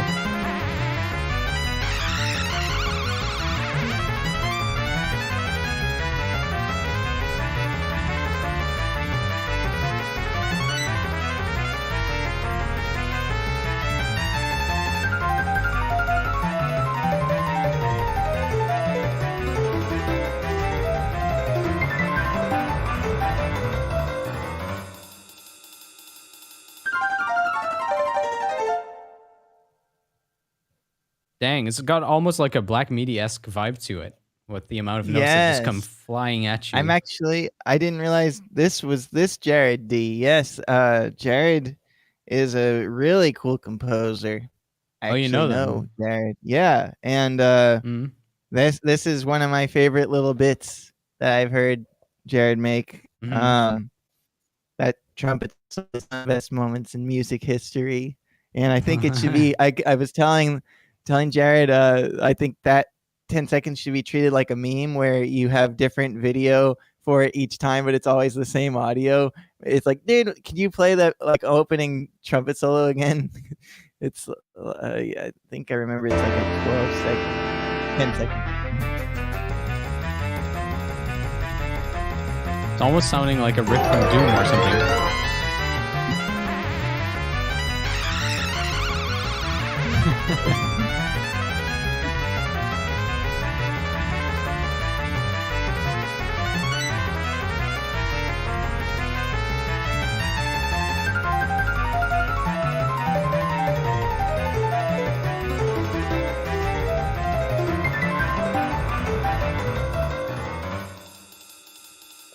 It's good stuff. It's good stuff. Definitely. It woke me I up. think, yeah, it's special. I think that all those effects were achieved using Muse Score's guitar bend stuff on the trumpet, like using just kind of Oh. breaking Muse Score. I think that was all in Muse Score. Oh, that's from- really At least the last time I heard it, it was. Yeah, Jared's got some interesting, like genreless music. It's like sort of like Yeah. if you were to imagine aliens came down with no with like all the tools we have for making music but no bias Yeah. musically. I feel like Jared's music sometimes touches on that like level of like Yeah, initially it made me think of Trig because of how the MIDI stuff Mhm. in a way. Yep. But then it took on its own thing. Its own distinct Yeah, thing. Trig's approach is very also unique and very different, but yeah, In a definitely different way. similar sound palette, but very different energy. Yeah, for sure. I feel like Trig is more of a minimalist compared to Jared. Jared Probably. is, I think, Yeah. a maximalist all the way. Hmm. That's awesome. Very cool. Congratulations, Jarrett. Thanks for Yeah. sending this in. That's awesome. Welcome to Yeah, the more. Give us more. hang. Yeah. We got a final submission, of course, from Witch King, Yay. who got a track in last minute. It's a Eurodance, Europop, Eurobeat type of thing. Very 90s inspired. And it sounds like this. It's called Foreign Lands. Which I heard him work on a little bit during our lessons. And it was pretty exciting stuff. Very different for Witchy.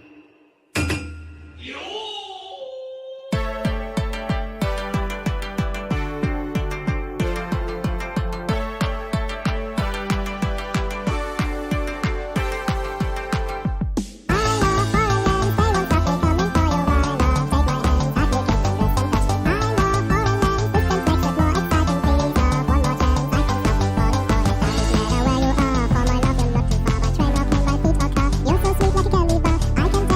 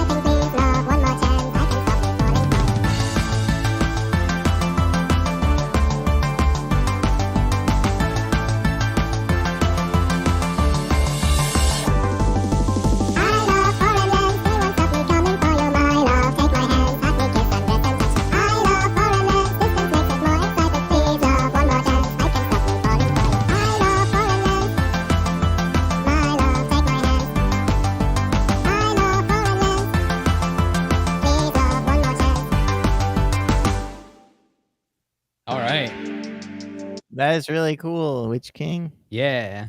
Nice work on the production. You put so much work in this, and you should be proud of yourself. It's very good. Turned out great.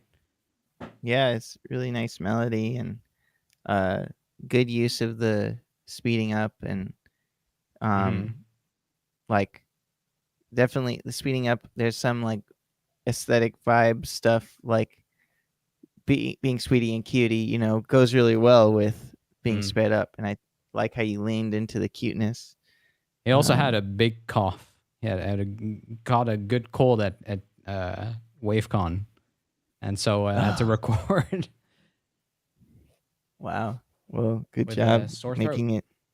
it Yeah, well happen done. even when you were a little sick. Yeah. Yeah. Congrats. That was cool. Well done. Another nice challenge. Absolutely. A lot of submissions. Goddamn, I'm knackered. Y'all killed me. Yeah. Yeah, I don't have a single knack left in my body. Not a single one. No. I don't. I'm all out. Congratulations, everyone. Y'all should be proud of yourself. Again, many bangers, many interesting approaches to the prompt. Fast, speedy music. It's very cool. Next song challenge, all the lyrics must be about Ben's dog. I thought but rap, right? Yeah, well, Raps yeah, I mean, lyrics about Ben's dog. Yeah, I think like if we did a song challenge that was everyone has to write a rap, I would want it to be everyone has to write and record a rap and then delete it. Not because I don't want to hear their raps, but it's because learning to rap is something you do through repeating and many tries. And your first one, you will probably be embarrassed of, not because you did anything wrong, but because that's just normal, and people just so would fragile. and people would just not do it out of fear of being judged, because people get judged so harshly for using their voice in all kinds of ways. So I would say, because you can't really auto-tune a rap, it would be cool if there was a song challenge where you have to rap and then you have the option to remove the rap from your song and replace it with something else, and it's the honor system. But you see how it influenced your song. And Start you, with like, a rap, maybe remove the rap. and include a little bit of information about, maybe just keep part of the rap or keep all of it if you want, but also you have the option to remove it, and write a little bit when you submit about how the rapping influenced the result. That'd be because interesting. I think it's I like someday, you know, because I know personally with rapping, since you can't just auto tune it or like do any of the effects to make it just work, I know for me it took a lot of different approaches before I found a voice with it. And I think it's hard for people to find a voice with it because for me, particularly being like a white person who listens to a lot of people who aren't white rapping about things that I've never experienced, and that like are specifically like very much like not the experiences a white person who grew up in the suburbs would have. Like, I couldn't just be like my favorite musicians in the genre. I couldn't just emulate them the way I do with any other kind of music and feel okay about it, because it just like it's so direct that it just comes off as inauthentic to an extreme degree. Like, if you just copy the way that a certain pianist plays, you can jumble that up with other stuff and it's completely a unique thing.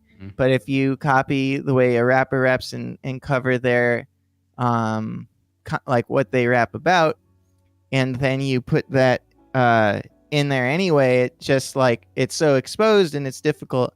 So I found like ways to rap about my life and my experiences and in my voice, and not to change my voice that much. Because that's another thing, is I think we have like this feeling like we have to have our rapping voice, and that can be really hard to work out if you're going to be working it out in public. It's better to find your rapping voice privately, but look for it. Exactly. Yeah. know? And then maybe share it eventually once you feel like, hey, this is Yeah. it. This is something I can work with, kind of thing. Yeah, it Yeah. really is kind of different than other musical elements. There's a lot Mhm. more social weight to Yeah, a definitely. music, like music that is, like basically it's been a lifeline for people of color in the US in some ways. It's been among the tools to bear the oppressive forces that have been around since this country's founding and before it, and to then just sort of haphazardly throw that into your work, like you have to find, I think it's like you have to kind of be like a guest for in the music, where you're like coming in as a guest to experience and add your musical perspective to the music, but you have to like I think you have to like listen more than you talk for a while Right. to find your words and your place with it. What But you I can do contribute to encourage it. everyone. Yeah. I encourage everyone to do it though. Definitely. Yeah. And that's, coming from me. So that might not really be like that compelling. I just know personally rapping has not led me to be more insensitive and disconnected and appropriate in a like non like to not care and like to it's I think it's taken me to a place where I'm more in touch with myself and I'm more connected with my own thoughts and expression, which allows me then to be more connected and listen better and be more like in touch with other people. Like it's hard to get to connect with anyone when you're not connected with yourself. Well, it makes a And lot of sense. Even sorry, go ahead. Rapping has helped me connect with myself more. Yeah. So like last time I brought up why I asked like a general question of like asking yourself why you'd use a certain genre for a certain message kind of thing. I think it was based on someone interjecting trap into their track at some point. But I feel there's way better point to be made for what you say when it comes to like rapping in a song. Like, why are you rapping your song? What are you trying to say with it? All of that kind of stuff. Yeah, I think like all the instrumentals are borrowing heavily from so many different places in hip hop that to then be influenced by and use those in your music is like really easy compared to, especially because so mainstream now. But like I mean that like to me the most exciting thing that hip hop has brought to the table on the instrumental side of things is that is sampling and using music from any time and any instrument at any time, rather than insisting on it being something you can play live. We've developed entire softwares like Ableton Live simply to recreate some of the innovations that have come from hip hop. So I think electronic music without hip hop would be kind of, I feel like hip hop really helped electronic music evolve. For sure.